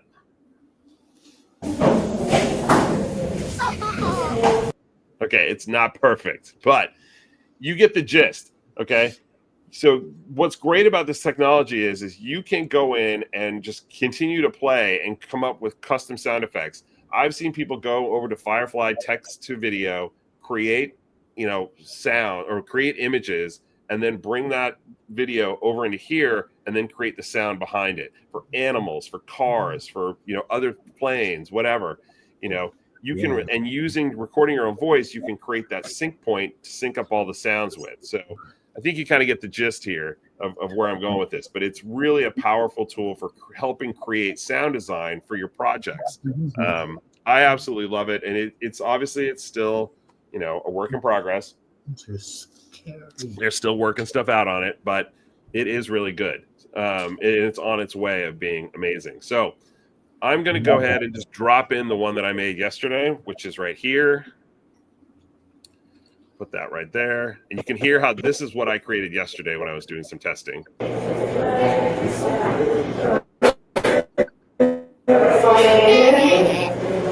think that one works a little bit better. So, but anyway, so that is Firefly sound effects. And it's really, really a handy thing. So next thing I want to do is we've got to lay in some music here. So let's do that. I've got a music track right here. We're going to use this track because I think it's the best. I've got two. This one's, I think, is a little too slow, but one thing I wanted to talk about was if you struggle to find music, and who doesn't, one thing you can do is we can come over into our audio workspace. I'm going to click on audio, and over here in workspaces, it's going to shift things around here. I'm going to click browse, and inside browse in the essential sound panel, you have all these different sound effects. You have music tracks, and you've got a lot of free stuff too, like party crowd sound effect for free. Now, I don't think we need that for this video, but but that's, if you needed that sound effect, it's there and it's free, and you can download it and put it into your project. Now I'm going to go to music and click on free, and you can see I've got all these free tracks right here. Now, Party in Paradise might not be what we're looking for. Vocals, no vocals. I don't want vocals for this. You can choose the duration. You can kind of get up all these, or choose all these different things. I don't want party.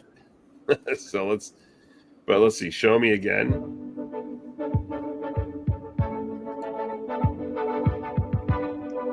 See, now that could work for the video that we're creating. So, and again, that's free music. And if you notice, it's syncing up to the video. So I can get a good idea of how it sounds for this video.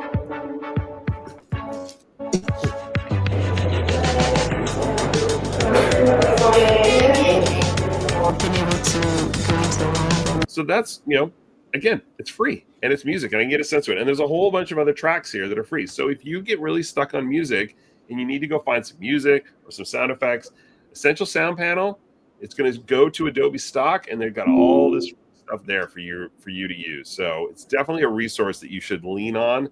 If you didn't know about that, it's all there for you to use. So I'm going to go with the track that I had because I like it best. So I'm going to put that right here. And you can see, drop that in.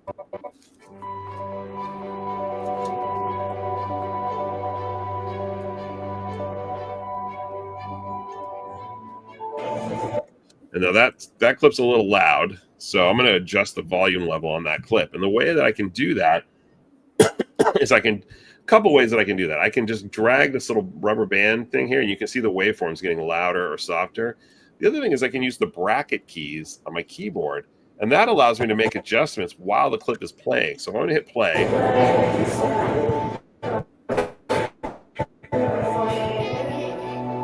Been able to. And you can see I was able to adjust that down in real time as I'm playing it. So bracket keys on your keyboard, the bracket left, the bracket right, one goes up, one goes down, and it'll adjust those waveforms and that volume level for you as you're playing back in real time. So it's a great way to work and not have to like make adjustment, play, make adjustment, play. Just hit play and then just go back and forth on those keys so you get the right level that you're looking for. Again, bracket keys on your keyboard. So we've got our music track in there. Now, a couple things with it. You can tell it's a little too long, but that's fine. We can fix that. So if I come over here to my Essential Sound panel, now I want to highlight something else. Something else Premiere does when it brings in assets is it what we call auto tags them. So for audio. So you can see here, I've got real tiny, I've got this little like head with a voice coming out of it. And on the music track, I've got a music symbol right here. Premiere basically went through and said, hey, this sounds like dialogue, so we're going to label it dialogue. And this sounds like music, so we're going to label it music. And that is really handy when you come in later because like right now, there's two things I'm going to do to this music track. The first thing is I need to shorten it and I need it to be lower so that I can hear the people talking. So let's shorten it first of all. And the easiest way to do that is to come here and choose duration. And again, I've got the music track selected and I'm in my Essential Sound panel. I'm going to turn on duration. I'm going to click this little button right here that says remix. Some of you may have heard of this or seen this. It's been around for like a couple versions. But if I turn on remix, and let's see, my video right now ends at around, we're going to say 126 because we're going to add a little company logo at the end.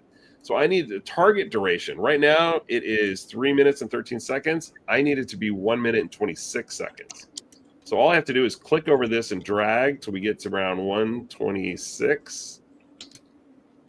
And you can see it's now analyzing the clip right here on my timeline. So it's going to analyze it. It's going to edit the music for me. And now it's not going to get it. It doesn't always get it exactly right, you know, because it is music. It's got beats, so there's a timing structure to it. You can't just get it that way. But it gets it fairly close sometimes. And this time it looks like it did a pretty good job. Sorry, and kill the counter cells. So that's ultimately what we do in our group. Couldn't be any better than that. We'll put that company logo at the end and we'll be good. Now, you can see here these squiggly lines. That is where it made the edits. So let's listen to see how it did.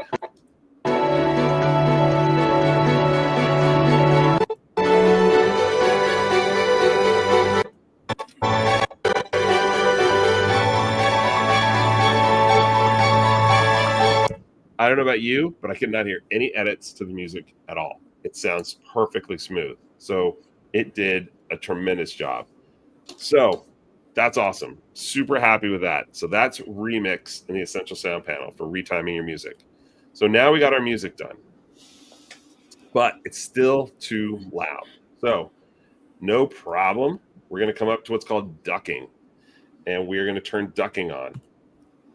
Now, ducking is basically, it's a feature where it will lower the volume of the audio, the music, underneath people talking. Now, you can see that I've got these clips of people talking currently. This one is, what is this one? This is this audio from the sound effects thing that we did. That's being labeled as dialogue. I want it to be labeled as ambient sound, not dialogue. So I'm going to clear that audio type up here. See, I've got the clip selected, clear audio type, and I'm going to say ambience. So now basically what that tells Premiere to do is I don't want the music being lowered under that clip, but under these three talking points, I do. So I'm going to, the default settings for these usually hits it 100% of the time. So I'm going to click generate keyframes with that music track selected, and it's going to work. And you can look, see, boom, it's done. It added 2 keyframes at the beginning, 2 keyframes at the end.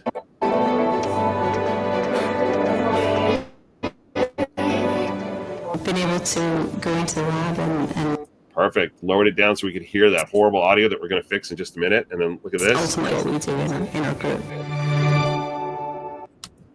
I mean, come on. You know how much time I saved by not having to manually create keyframes and go in and do that? I mean, that is just, that's what we need AI for right there. Okay.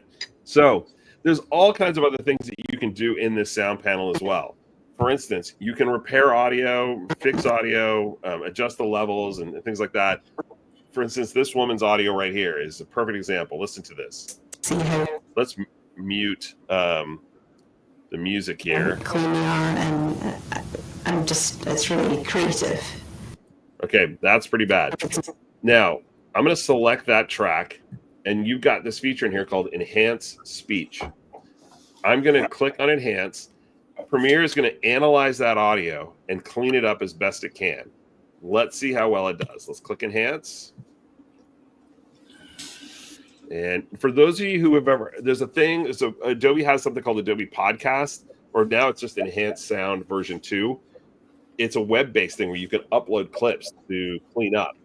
That technology in version 2 is actually better than what's in Premiere right now. That version, I believe, is coming to Premiere at some point, that version 2, but right now we just have version 1, which still does the trick. All right, let's listen to our audio here. I'm going to turn this off just so you have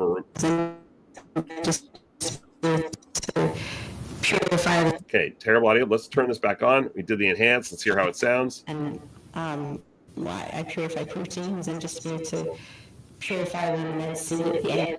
It's better, but it's not perfect. I'm going to slide this mix amount over. I'm going to do it while it's playing so you can kind of hear. Proteins and just be able to purify them and then see at the end of an experiment, like see how soon they are. And it's really creative. Really creative. All right, can you hear how clean that sounds now? It's really creative. Really perfect. Yes. It's really creative. Boom. Clean that up. Sounds perfect. Okay. There's a little yes at the end there. I want to lose that. So let's drag that up here. Okay. So we totally cleaned that up. It sounds 100 times better. Now we need to do it because remember we had 2 instances of that. So we need to do it for both of them. So we can go clean up the other audio track as well. Right. So let's do that over here. Platform. So we'll do the same thing. I'm just going to click Enhance. It's going to do its little dance here. It's going to send some stuff. This is all actually happens internal. It doesn't send to the cloud anymore. So this is all happening in the machine on your system. So it's going to clean it up for me. It's so bad we'll have to crank it to 11 or 10. It's the highest it goes. It's a little Spinal Tap joke. We design molecules where they can recruit and eliminate themselves. You target it. So boom, that sounds good. So now we've cleaned up that audio. Got everything sounding really good. We've got our music in. The only other thing to do is we can fine tune some audio here using the track or the clip level. So or track mixer or the clip mixer. So I'm going to come in and play the music here.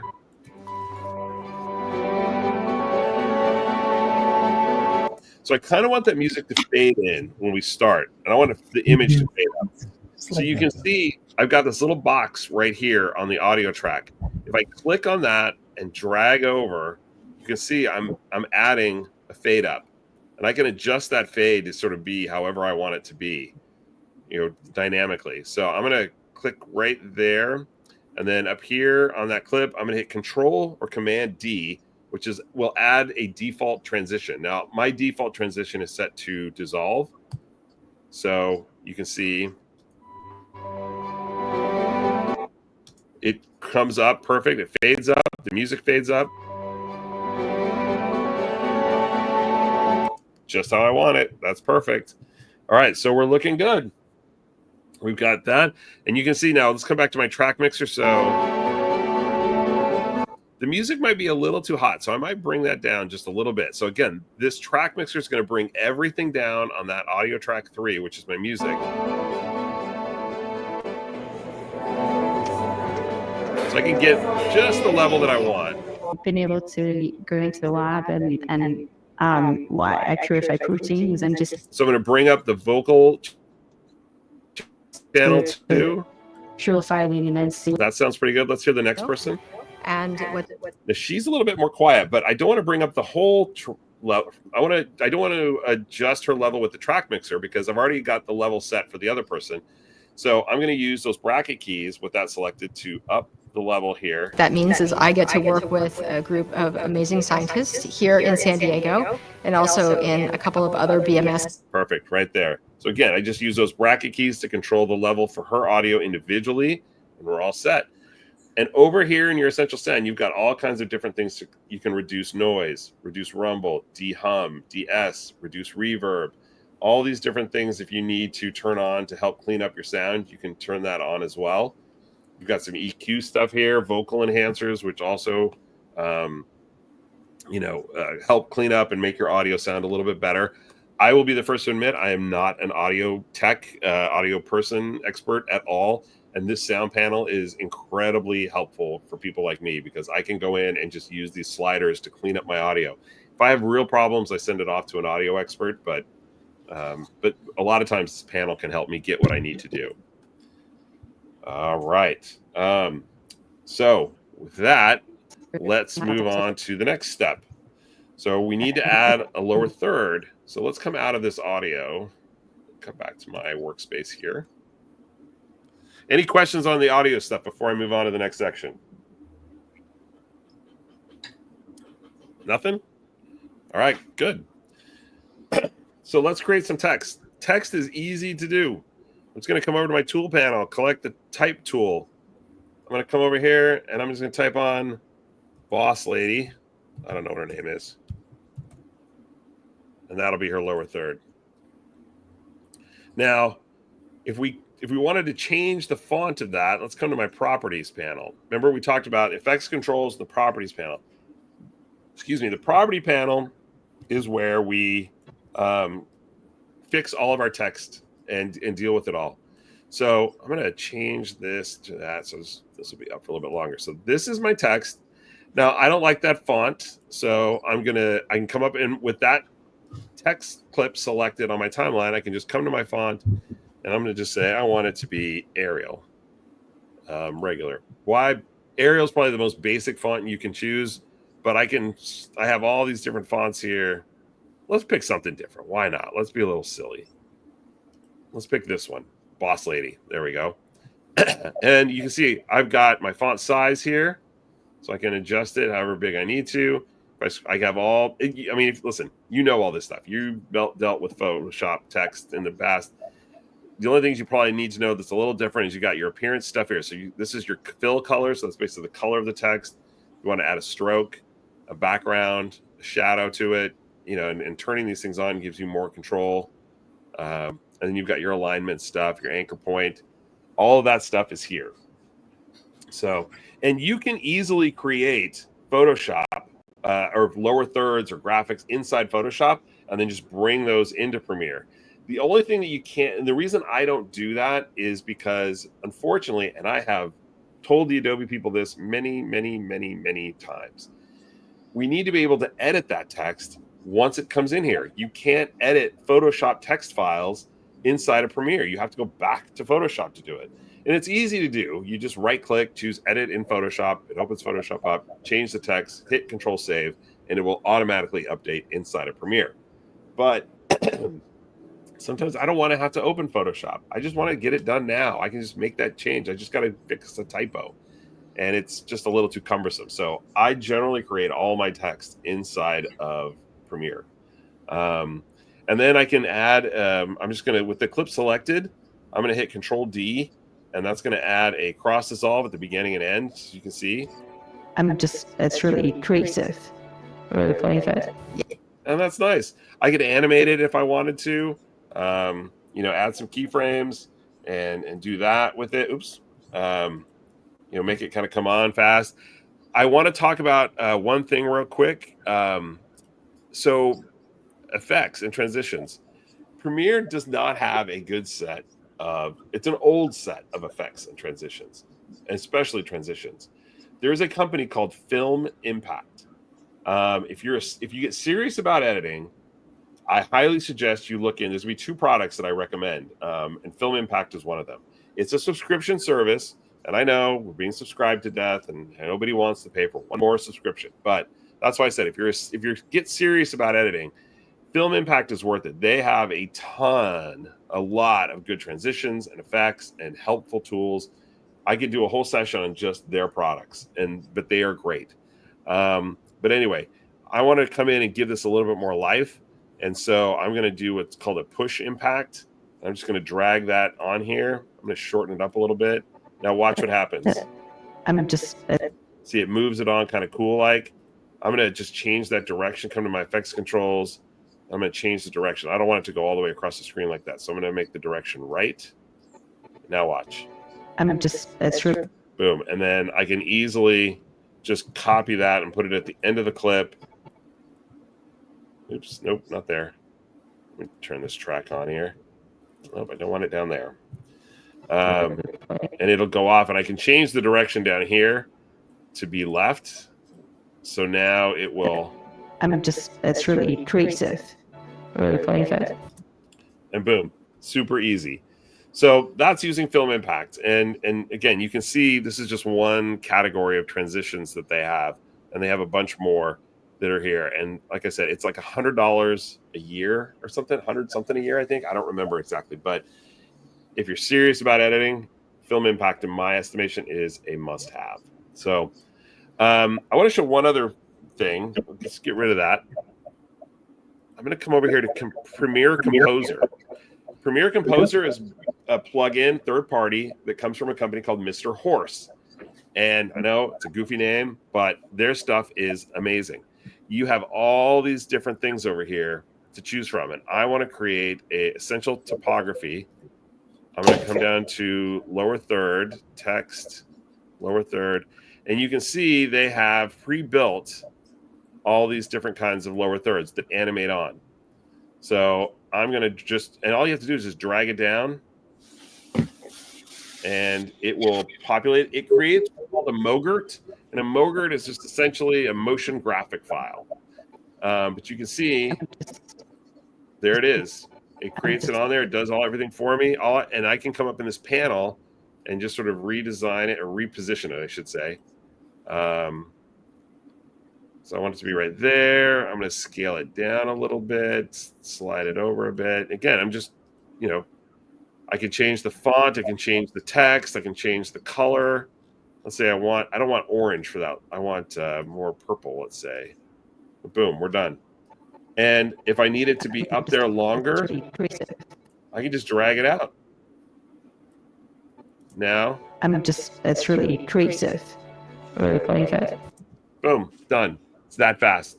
And I mean, I didn't change it to Boss Lady and all that stuff, but, you could guess how quickly that would be. Lady in charge. Totally made a typo there, but okay.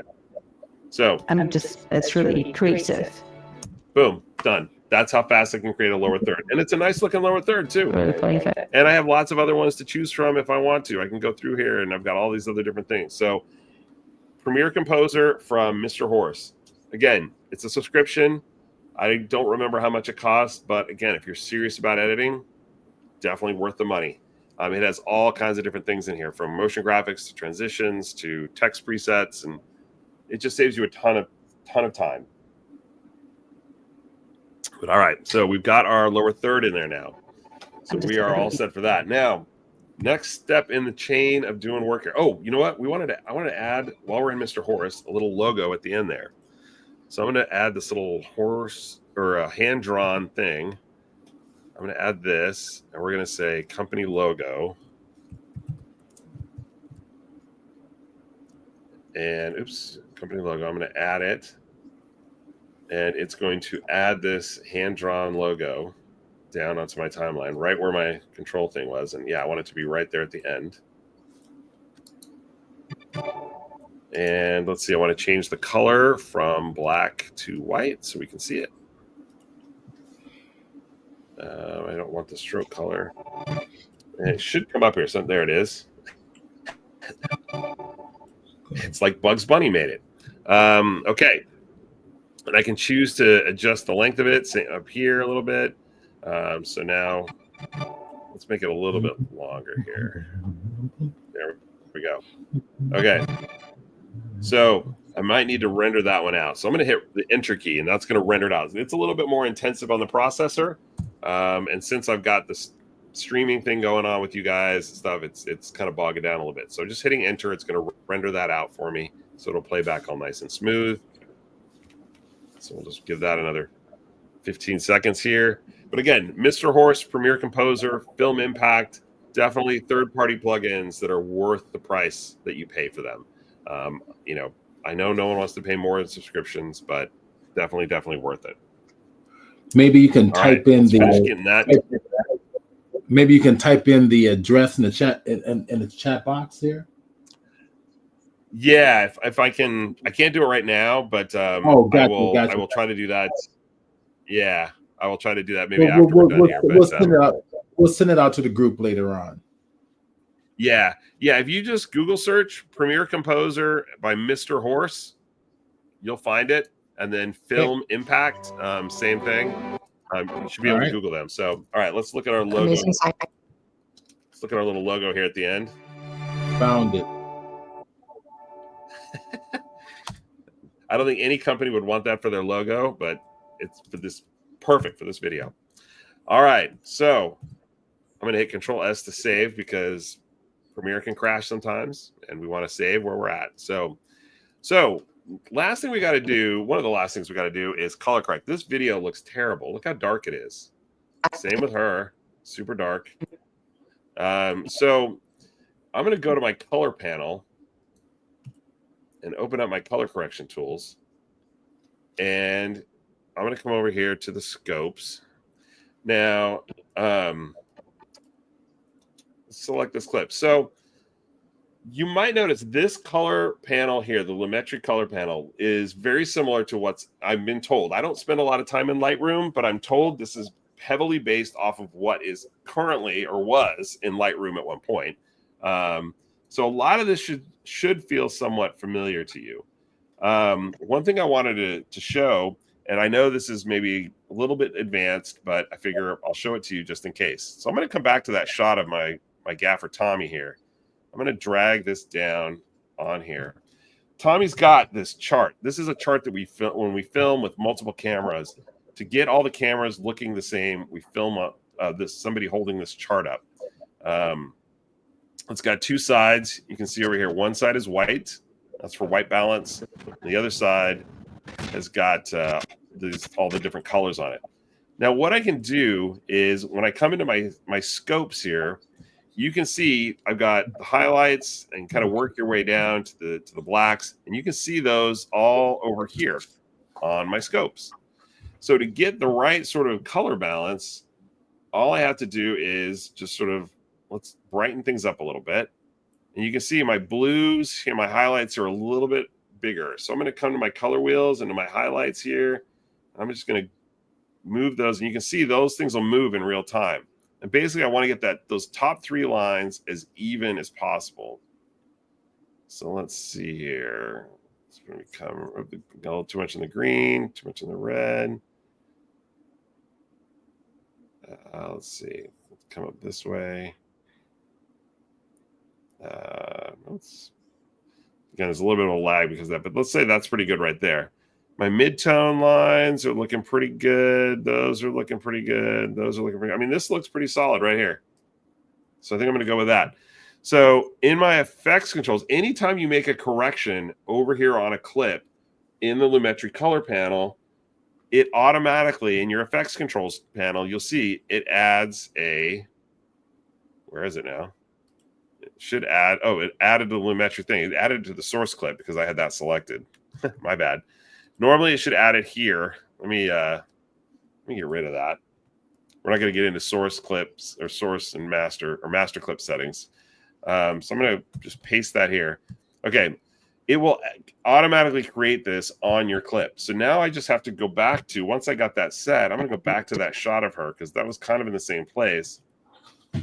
And that's not too bad. We need to do a little bit more work on it, but I'm gonna get into my curves here. That's starting to look better.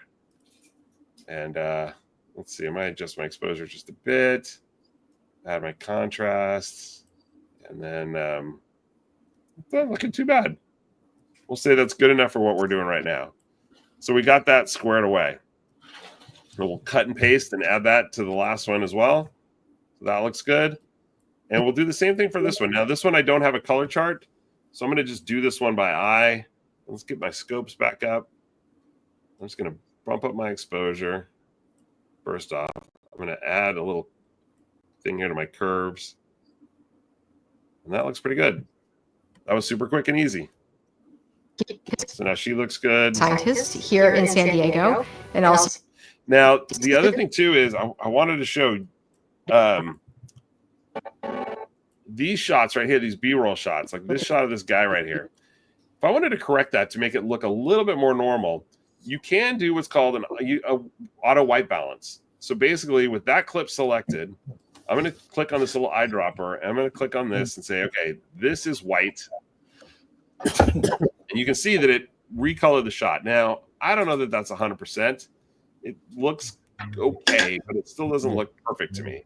So I'm going to undo all that, reset this, and I'm just going to choose that shot. I'm going to come back down into my color wheels, and in my midtones, I'm just going to drag that around a little bit until I get kind of where I want it to be. So that looks pretty good. I'm going to do that in the highlights as well. There's a lot of bright there. Just kind of warming it up a little bit from the blue. Now that looks pretty good. That looks pretty good. So, you know, and again, I can do the same thing. I can look over here on my scopes and kind of see that looks really good. I come to my effects controls, and I'm just going to copy that onto some of these other clips that are a little blue. So that one's a little too warm. So maybe we drag that back now. But that looks pretty good. So just, and you can see if I turn this off, this is what we had. It was very blue, and that looks better. Same over here. You know, we had it looking very blue at first, and now it looks pretty color. So it looks pretty good. So, you know, and I can spend more time, again, doing color correction is a whole lesson unto itself. But you get the gist of it here. You can go through and do all these different shots and color correct them. You know, maybe add it right there too. Yeah, that's pretty good. Let me just adjust that warmth a little bit right there. Like right there, it looks a little bit better. So, okay. But you get the gist. So that is the color panel, and that's color correction. So once you've got all that done, you've got all your color correction done, you've got, you know, the video looks pretty good, the audio's mixed. You say, well, it's ready to, let's get rid of that shot. We don't need it anymore. You're almost ready to export out, but there's one more thing we need to do. We need to add captions to it. So in order to add captions, let me come back to my workspace here. I want to add captions. Now remember, we transcribed everything. So adding captions should be pretty simple. So I come back to my text panel, and I've got three things: transcript, captions, and graphics. Graphics is basically anything that has graphics in it. So for instance, I have Boss Lady, Lady in Charge, that graphic we created. That's available here, and I can see that. But I want to go to captions. It's already got the transcript made. So all I have to do is create captions from transcript. I'm going to choose to just use all the default settings here, create captions, and voila, we have captions. Now, it's got this thing in here from that clip, but watch this. Been able to go into the lab and purify proteins and just be able to show filing and then see at the end of an experiment, like see. So I'm not going to go through and correct it because it does look like it got a few words wrong here and there, but you get the gist. It quickly created those captions for me. And if I wanted to correct them, so I don't like that font and I want to add a little box around it so they pop even more, all I have to do is just highlight this text, come to my properties panel, and I'm going to choose Arial because whatever reason, I like that the best. That looks pretty good. And I'm going to turn off the shadow, add a little box to it. And let's see, I'm going to change. These are my kind of go-to parameters. I always say 20 to give it a little bit more space around the text. 5 to give it a touch of a rounded corner there. But now you can see we've got here in San Diego and also in a couple of other BMS sites in Lawrenceville, New Jersey. Boom. Subtitles are done. So that's all well and good. You got your subtitles. But now let's say a client calls you or whoever calls you and says, hey, you know what? We're going to send this video to Italy. So we need Italian subtitles. And you're like, well, I don't speak Italian. So what am I supposed to do? No worries. Adobe has you covered. If you come up back into your text panel in that captions, right click, translate captions. Choose what language you want. It's in English, but we're going to choose, what did we say? Italian? Let's choose Italian. Translate. We're going to leave everything else the same and click translate. And it's uploading the captions, translating the captions, and then it will lay in, downloading, and then boom, there they are. And I can turn those on. A couple of other BMS. Now, you can see they're a little bit small, but that's fine. I can do the same thing. I'm just going to select all those captions. I'm going to come here. You see that font size is 18. Let's make it a little bit bigger. And let's go back to Arial. And boom. Sites in Lawrenceville, New Jersey. And so now I've got a version that has Italian subtitles and one with English subtitles. Voila. Now I will warn you that it's AI that's creating this.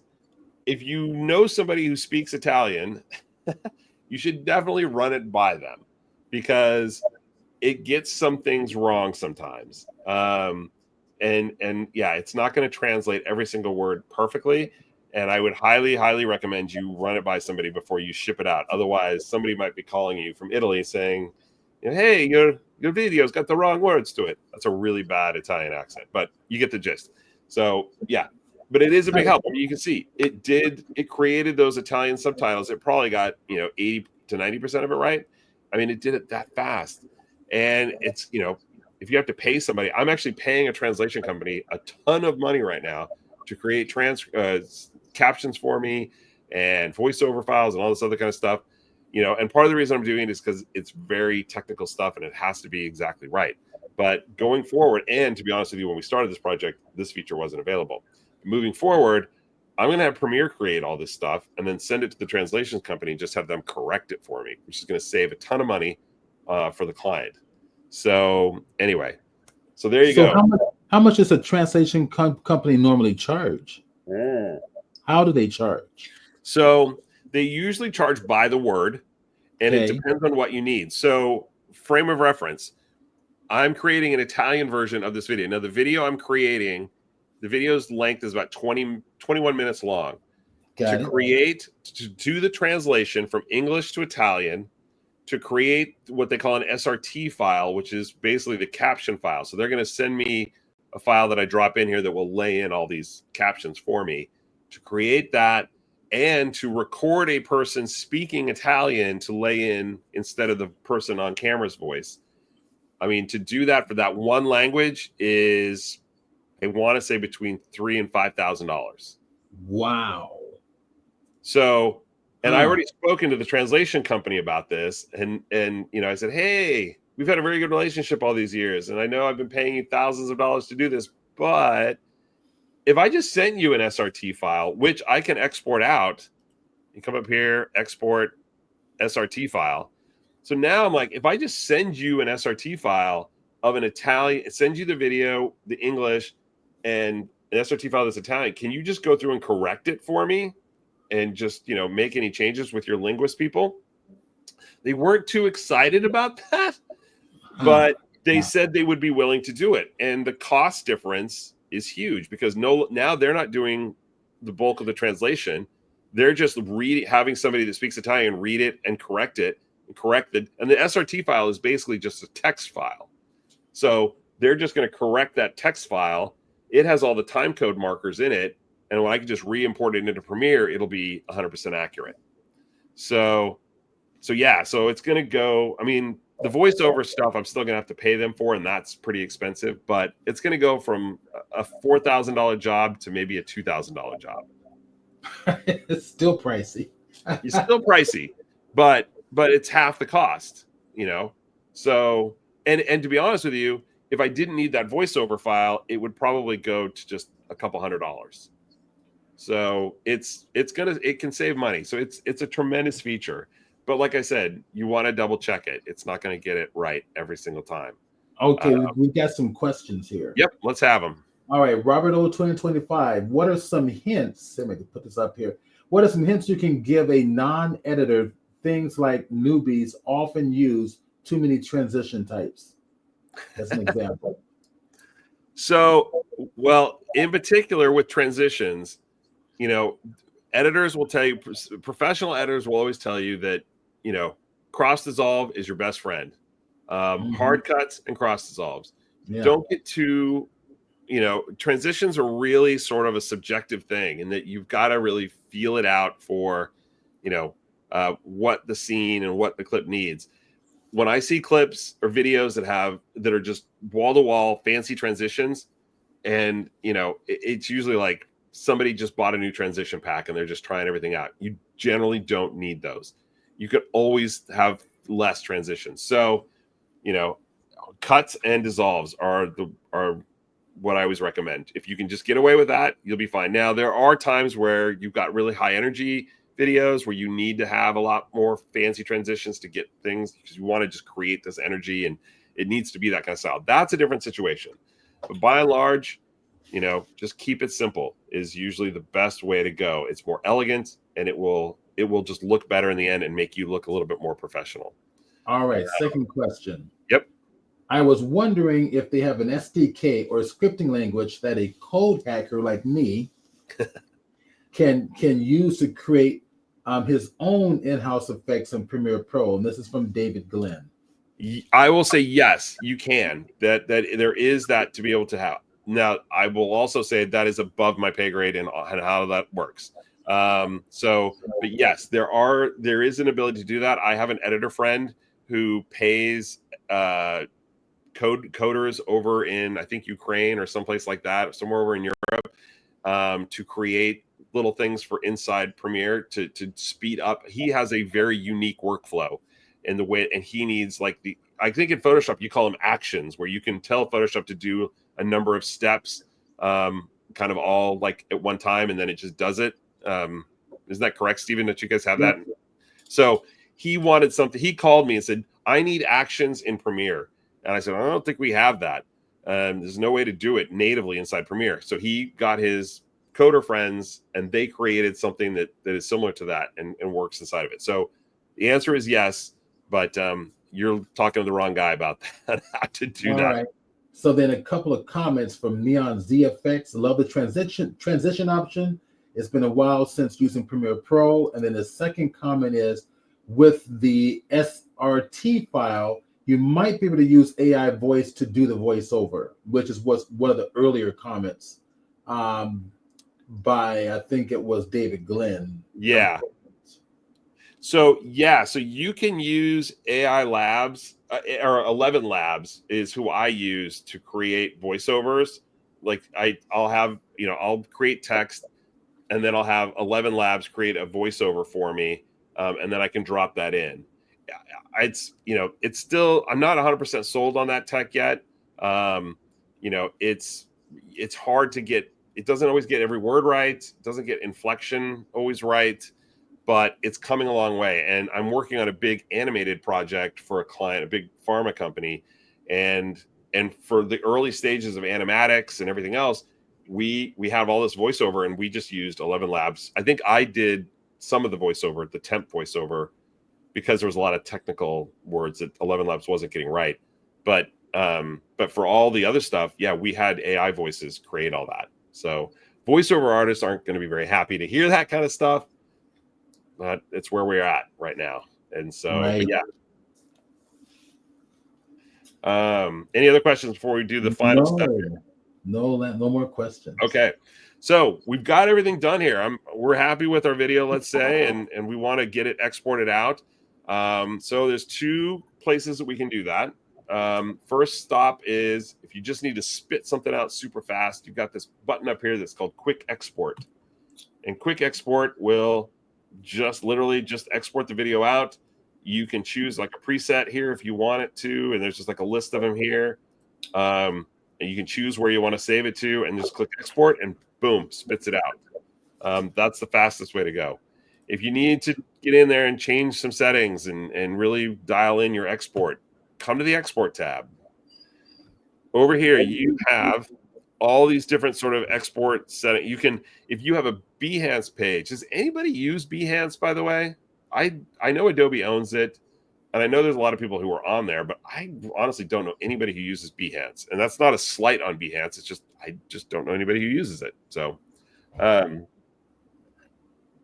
anyway, if you want to upload to Behance, Facebook, TikTok, Vimeo, X, YouTube, you can turn these on, put in your login information, and Premiere will encode the file and upload it to those accounts, to your page right away. So it's a really great, handy thing to have. Otherwise, if you just use MediaFile, you've got all of your information here. You can change your file name, where you want to save it. Again, choose your presets. Most of the time for video, you're using an MP4. And the settings that I recommend are you've got these match source settings. You've got high, low, medium. If it's got to look good, go high. If it's just for somebody to look at and you just want a small file size, use low. You've got these high quality ones you can use as well. There's a YouTube preset that works pretty well. So yeah, those are just good presets, good things to follow. And then you got your format, again, A264. Now we've got captions in our video. If you don't want the captions, you can easily just click, boom, no more captions, or turn it on. And you can dial these down. There's all kinds of settings that you can choose to really dial stuff in. For video, you can get in and adjust the bit rate, whether it's a single pass or CBR, which is constant bit rate, or VBR, which is variable bit rate. If you're wondering what the differences are, constant bit rate is exactly what it says. It keeps the bit rate the same the entire time for the video. Variable bit rate will fluctuate throughout the video depending upon what's happening in it. And with variable, you can do 1 or 2 pass. If you choose 2 pass, variable bit rate 2 pass usually gives you the best quality, especially if you have a lot of movement, because the first pass sort of analyzes your video and says, okay, this is moving, that's moving, and it kind of creates a good way to encode everything. And then that second pass is where it will actually do the encode based on that, what it sees in the first one. Because it's basically with MP4, and this is getting really deep in the weeds, so I'm not going to dive too far into it, but it's what they call interframe, not intraframe. And interframe means that it creates one frame, like this lady right here. It creates one frame that's like this, and the next 5 or 6 or 10 frames, I forget what it is the only thing that's there are the differences between that frame and what this frame looks like, is all the information that's written down. So it doesn't save the entire frame. That's how I was able to get a smaller file size, because it doesn't save all the frame data, just those changes. And it creates these marker frames of, that sort of is when, it's like, okay, marker frame, just the changes, new marker frame, just the changes. And so that's how it works. So anyway, again, super nerdy tech stuff, but that's how it works. So that's all you need to really know for there. And then you've just got your audio settings, all these other things that, I would say just leave this, you leave the presets, you'll be fine. And then the last step is, do you want to send it to Media Encoder or choose export directly out of Premiere? Media Encoder will just open up Adobe Media Encoder. If you are exporting like 15 files, Media Encoder is the way to go. Just choose send to Media Encoder. It'll open it up and it'll queue them all up and then start encoding them. And you can even keep working in Premiere if you want to, or you can just let them, encode while you go out to lunch or do whatever. A lot of times I have multiple files to encode, 20 files sometimes. And I'll set it up while I go to lunch, or I'll set it up to go overnight. There's an option in Media Encoder that you can say, shut down the computer when it's done. So I just leave my system up when I go home at night. It encodes everything. And then when I come in, and it shuts everything down. When I come in the morning, I boot everything back up and boom, it's all there and ready to go. So that is Media Encoder. But yeah, just click export and then boom, it'll export out and you are done. So that is everything I got. Cool. At this point, You finished right on time. or if anybody wants to dive deeper into anything, I mean, I think we've got some time. So let's do it. All right. Or if everybody's overloaded with information, you're like, dude, I'm done. I got to get out of here. That's fine too. Well, first of all, this has been recorded. And if you want access to the recording, make sure you jump to this link I'm just putting up there right now.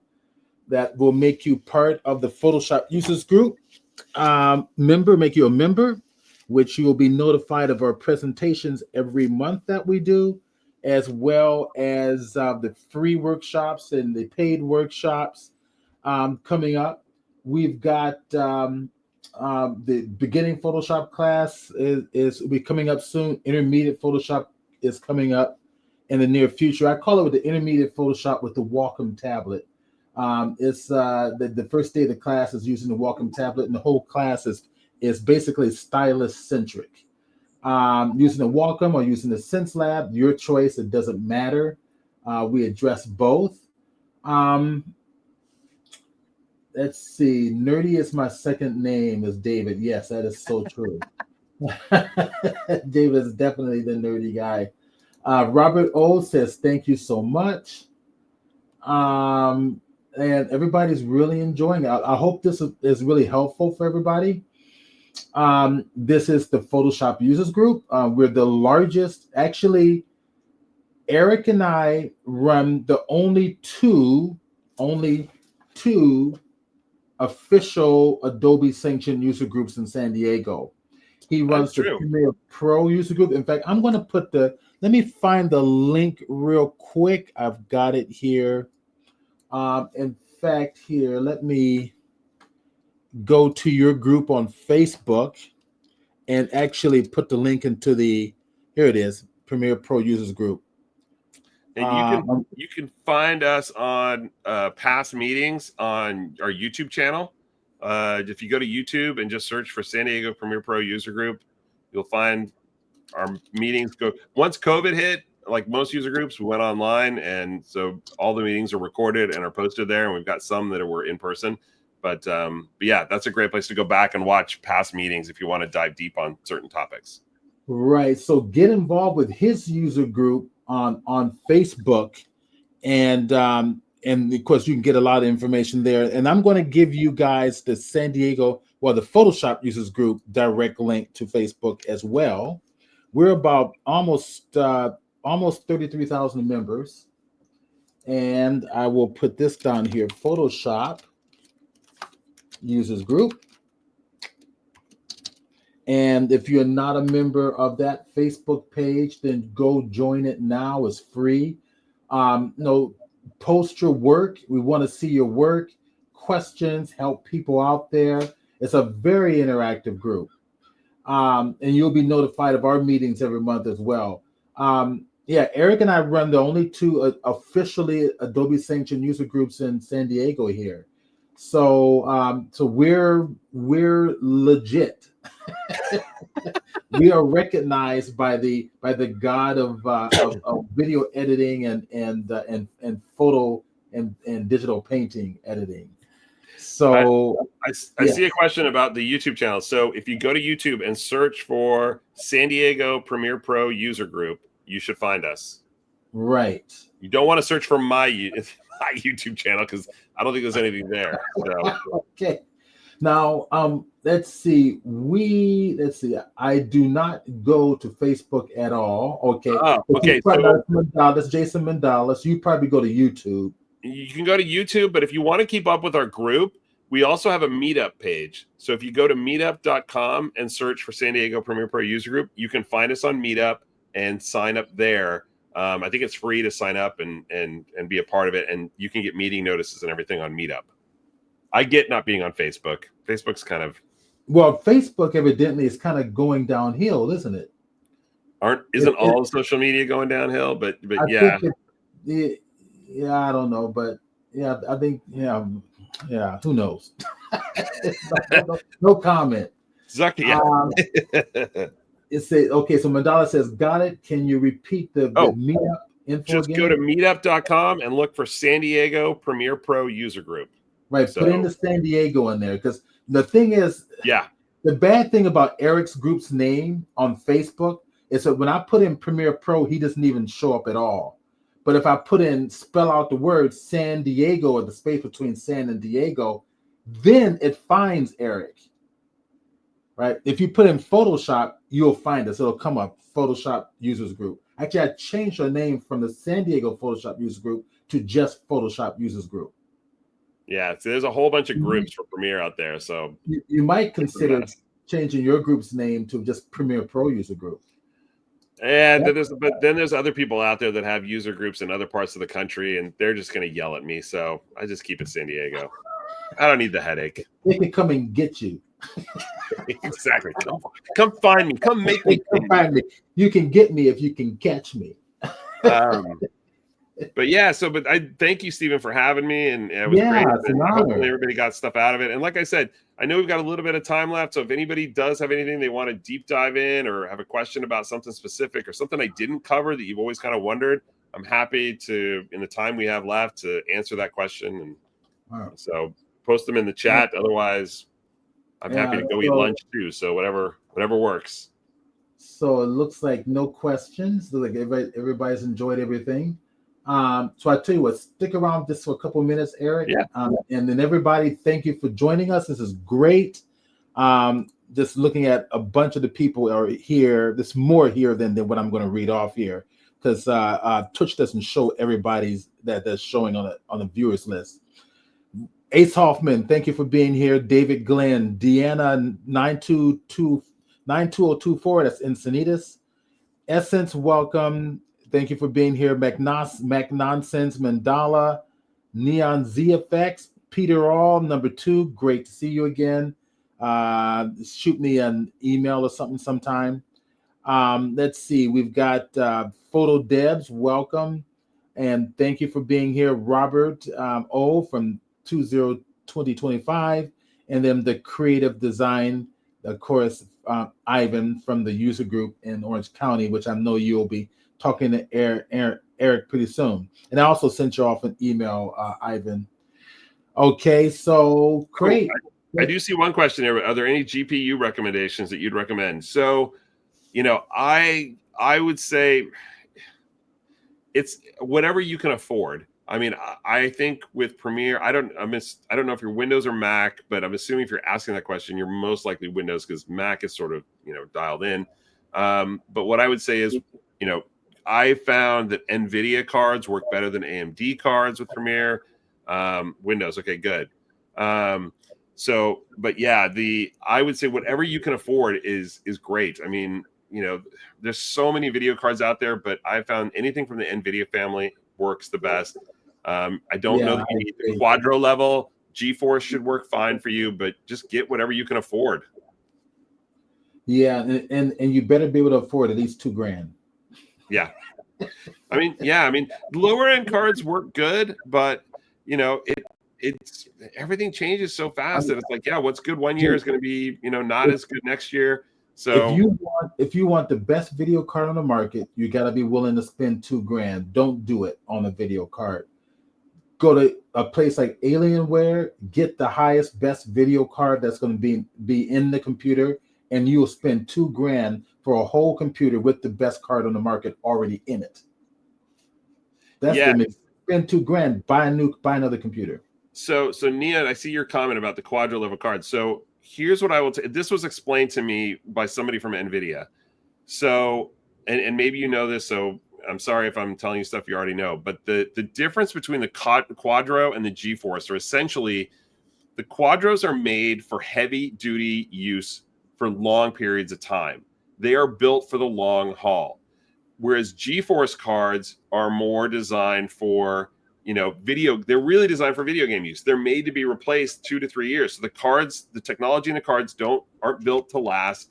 They're built for speed. they're built to work really good, and then they're built to kind of just die after 2 or 3 years. So you'll buy a new one. Whereas a Quadro card, you could get 5 to 6 to 7 years use out of a Quadro card, and you're going to see good performance out of it the entire time because that card is just built to last. So, you know, that's why I say it really depends on what you want to spend. You know, I've heard from Adobe people that you're better off with the GeForce because they are faster and you'll get better bang for your buck because they're lower cost. You know, and I've talked to other editors who like, I wouldn't do anything without a Quadro because I'm using my system, you know, hours and hours every single day, 5 days a week, you know, sometimes on weekends, and I need that stability that that card provides. I don't want to worry that my card's going to crap out after 3 years because of overuse. So it's, you know, it's really sort of what you can afford and what your use case is. So video card GPU versus CPU memory. At this point, I would say you want to have a GPU that has as much memory as you can. Yeah. And you want to have as much memory built into your system as you can as well. They both help. They all work together. Yeah, Stephen's right. They all work together right now. And video editing is so intensive that you really sort of have to build like your own rig for it. Buying a really top of the line gaming system from some company isn't going to give you the best performance for editing. It's going to play Halo awesome or whatever game you play, right. But your performance on editing and things like that could really suck. So yeah, I know that I'm just repeating myself, but it's really as much as you can afford. Get as much memory, RAM as you can, get the biggest GPU that you can afford, and get some fast drives. You want SSD drives if you can. That will give you the best combination for editing. I was just pricing out RAM, 128 gigabytes of RAM for my system, which is 4 sticks of 32s. That was about $330. That's not bad. That's pretty good. Yeah. I thought it was pretty good. And I seriously considered just doing it, but I figured I'll wait till my next job comes in. See, I'm poor really, like you guys, so yeah, and it really is. I mean, so the system that I have right now, the laptop that I have that I'm doing this on is a Dell workstation class laptop. It has 64 gigs of RAM in it, 2 hard drives, NVIDIA Quadro mobile card, and some other stuff. And then I've got on my workstation, it's a HP workstation class, and it's got, RAM and all that kind of, a lot of RAM. But it's like, but I buy the RAM for the workstation stuff. I buy that separate. Like it's super expensive from HP, but you can buy the RAM cheap from other people and put it in. Crazy. And that makes such a difference. And the same thing with Alienware. Their RAM is astronomically expensive. I had the Alienware rep on the phone, and I went to Amazon, found the same RAM that they were selling me for almost 3 times as much as Amazon was selling the same stuff. So I go to Amazon first because that $330 for 128 gigabytes is very reasonable. And I could have done it. I just decided to hold off to my. It's like I'm like you guys. I make money, but then the money goes right out of my hands again. It's on expenses, and you're still holding that same $50 you had before the money came in. So a couple of things. So I see the difference in RAM type performance too. That is absolutely true. You want to make sure you're getting the right kind of RAM for your system and that you're getting high quality RAM. And then do I have a NAS? No. So I'm a small enough shop to where I don't need one. But that being said, I do have a RAID set up over there on my desktop system. And I have a couple SSD drives that come in Thunderbolt into my main desktop. So, I'm not that big. I have a wonderful collection right around this corner of hard drives from over the years that I've collected, as most video editors have. But no, I'm not big enough to have some kind of setup. The array thing works well with the server industry. And it worked well in video in the beginning because hard drives weren't that fast. So they were splitting up the data so that your data can flow faster. But you do need it for your server systems because you got all that backup stuff you got to do. Well, yeah, and truth be told, I mean, I'm a small enough shop to where I don't need to have if I had multiple editors here editing off of all pulling off the same. I was going to upload everything to one place and then have them edit off of that. Then I would need something like that, but we're not set up that way. So, that's not the case. So I don't really need it, but I know a lot of people who do because they're in bigger shops. So. Yeah, DDR6 is coming out, but again, DDR6 is coming out, but you gotta have a motherboard that accepts it. So Yep. you're gonna be upgrading your computer. I just say get a computer that's got it in there already, with the graphics card that's got it in there already. Buy it all as one unit, and you're good to go. I always recommend for folks shopping for computers, it's like buy as far ahead of the curve as you can. Yeah. If the standards are here, you want to buy, up here if you can afford it. And I know sometimes it's hard. You're like, oh man, that's going to be tough. But you know what? You'll be happy because you'll keep that system longer as everything eventually catches up to you, and you can keep it even when it passes you for a little bit, and you make that next leap. But yeah. So GeForce is probably fine these days. You can expect our OS to need newer hardware every 3 to 5 years. Have not seen anyone own an actual iron Windows machine as a workhorse for more than 4 years. That's true. Macs tend to live 150% as long in my experience. You know what? I don't know. I better not say anything. I'm not. So I will say the desktop that I have over here, and granted, it's a workstation class system. So it's not just like whatever. It's an HP Z8 workstation. I've had that now for, let's see, I got it pre-pandemic. So I want to say 2018, 2019. So that's how old it is. It's more than 4 years old, and it's still rocking. And what's great about it is I can upgrade. I can put more RAM in it. I can put better graphics card in it, and I can pay just those little increments to boost it up, and that's what keeps it going. So I would slightly disagree that I think you can if you buy the right system and do the upgrades, you can make it last. I totally agree with that. I am not a Mac guy. I mean, I have Macs. I am not sold on Macs. Mac is too proprietary. 99% of the software in the industry is made for PC and optimized for PC. So I often find things running faster in Photoshop or Blender on a PC than on a Mac, because the whole world is PC oriented. So that's the difference between your world and mine, though. See, on the film side and video, I'm the minority. I've had so many phone calls where I have to work with another shop, and it'll be like, okay, so we're going to send you those hard drives. And I'll be like, okay, so just to let you know, I'm on, and I remember this, like, I don't know, this is probably 7-8 years ago. I talked to this other production company that was out of LA, and they were sending me hard drives. And I said, listen, I'm Windows based, so I need you to make sure that I can access those drives at least through Mac Drive. And they said, oh, you're on Windows? Why? And I'm like, well, why are you on Mac? And they're just like silence. And they're like, well, because it's the best. And I said, well, that's why I'm on Windows. It's the best. So send me your hard drives and make sure I can read them. And and you should be able to, as long as they don't format their hard drive for a Mac, you'll be fine. But yeah, it's in my world, I'm the minority for sure. Video and film is very Mac. That's interesting, because in the 3D world, it all started on the Silicon Graphics SGI. And then directly from SGI, it went directly to Windows. Yep. I remember using SGIs with Unix at an internship a long time ago. Yeah. Okay, let's see. Windows machine. Let's get out of that one. Building a new computer next year. Oh, good. Ace told me to. Okay, I'll be calling you, Ace. Let's see. Neon Z effects. I'll have animation systems last for 5 to 10 years. Yeah, especially the animators and animators. They keep their systems for a long time. Yeah. Simply needing upgrade CPU. Yeah, I mean, if you build your own system, you can just upgrade the CPU and the graphics card, provided your motherboard allows for it. Mostly referring to laptops is what he was talking about. But David Glenn mentions the only reason I dumped my Dell Alienware system was because it was not Windows 11 compatible.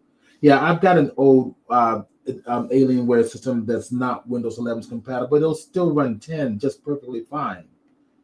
But I did upgrade my laptop to the Alienware 18, which is the 18-inch laptop, which I really like. I went with the 18-inch because it's easier to see. It's easier. I'm getting older now, so you know. I remember when I was a little kid. It used to read those novels with 5-point type.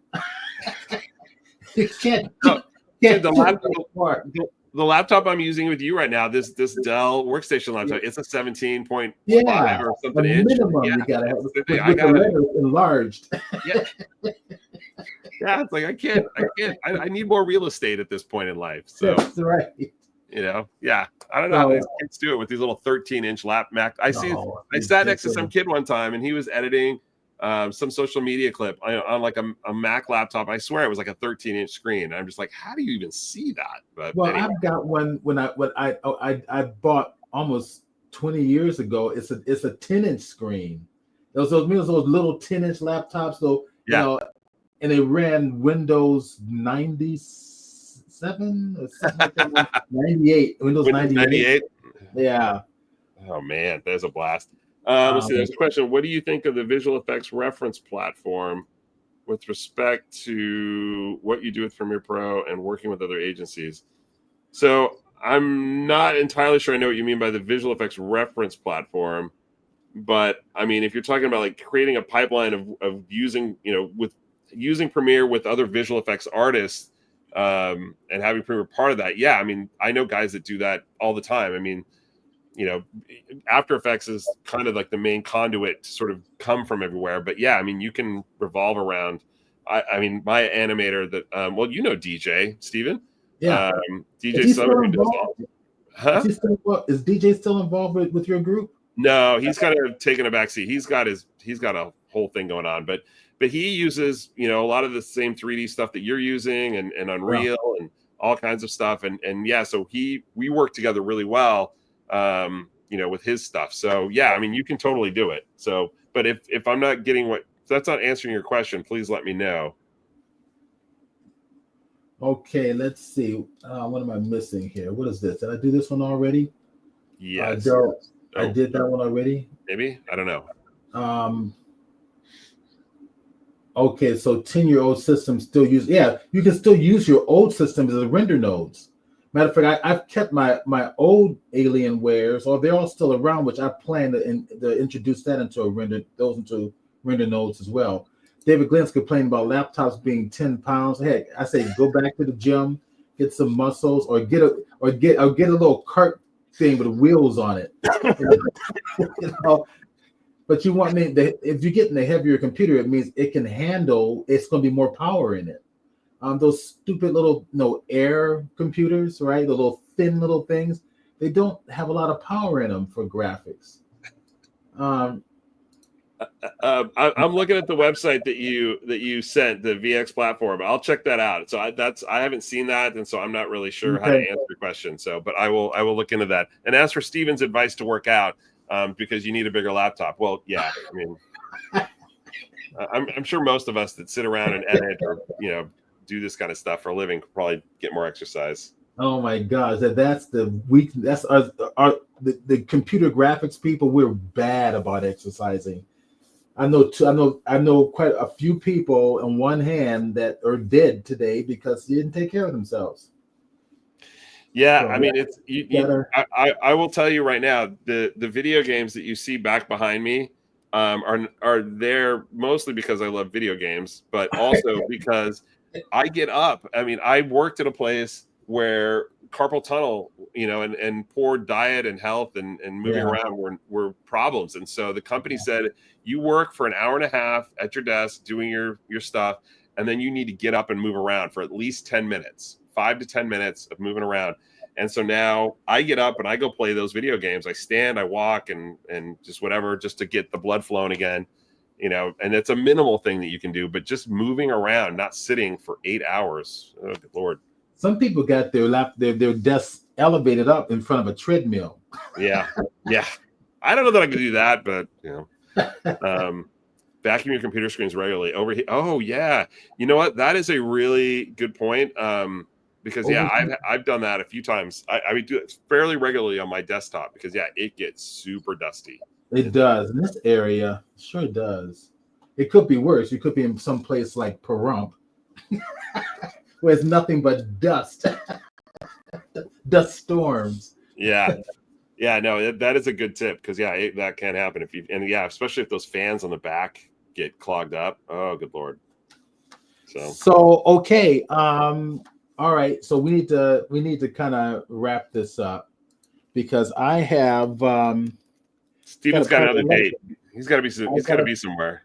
I got a private lesson I gotta go to. So what I'm going to do is I'm going to send everybody to. I'm gonna give you a link to my workshop page. So if anybody's interested, I'm the guy that teaches the Photoshop workshops and the photography workshops. We got the Death Valley and the Eastern Sierra workshop coming up for photography. So I'm giving you one for the Photoshop and one link for the photography. And I'm going to do one more link for any of you guys who are really interested in learning Blender. Blender 3D has become a large part of my workflow now. And I'm the lead Blender instructor at Studio Arts in Los Angeles. And it's a very exciting program. So there you go. There they all are. There's the Blender class here. You've got the photo workshops here. And then the photography, the photo workshops and the Photoshop workshops there. So you guys have them all. Use this discount code, which is, I just spilled my coffee all over the floor. Oh man, that is so annoying. Use this discount code. The problem is I make this really good coffee. I have this whole coffee bean and I grind it up with whole cinnamon stick. Oh, wow. I have coffee importers in my building. So they import coffee from all around the world and they have to like test it and stuff like that. So I'm not a coffee drinker, so I'm not, but they like roast the beans out right sometimes. Oh, that's nice. Will smell like roasted beans. It's really pretty amazing. So that's nice. I like to taste the coffee, and I'm a coffee snob, so it's got to be good coffee. Yeah. Well, next time they give me some beans from some place down in South America, I'll be sure and give them to you. All right, that's it, guys. We got to run. All right. Thank you again, Steven. Thank you, Eric. You were excellent as usual. And we got to set up a dinner date. Yeah. Yep. Absolutely. Okay. Dinner or lunch. All right. Then we do either or, and then I'll message you. All right. Sounds good. Thank you again for having me, and thank you again, everybody, for tuning in. Hopefully, you got something useful out of it. All right. Great. So what I'm going to do is I just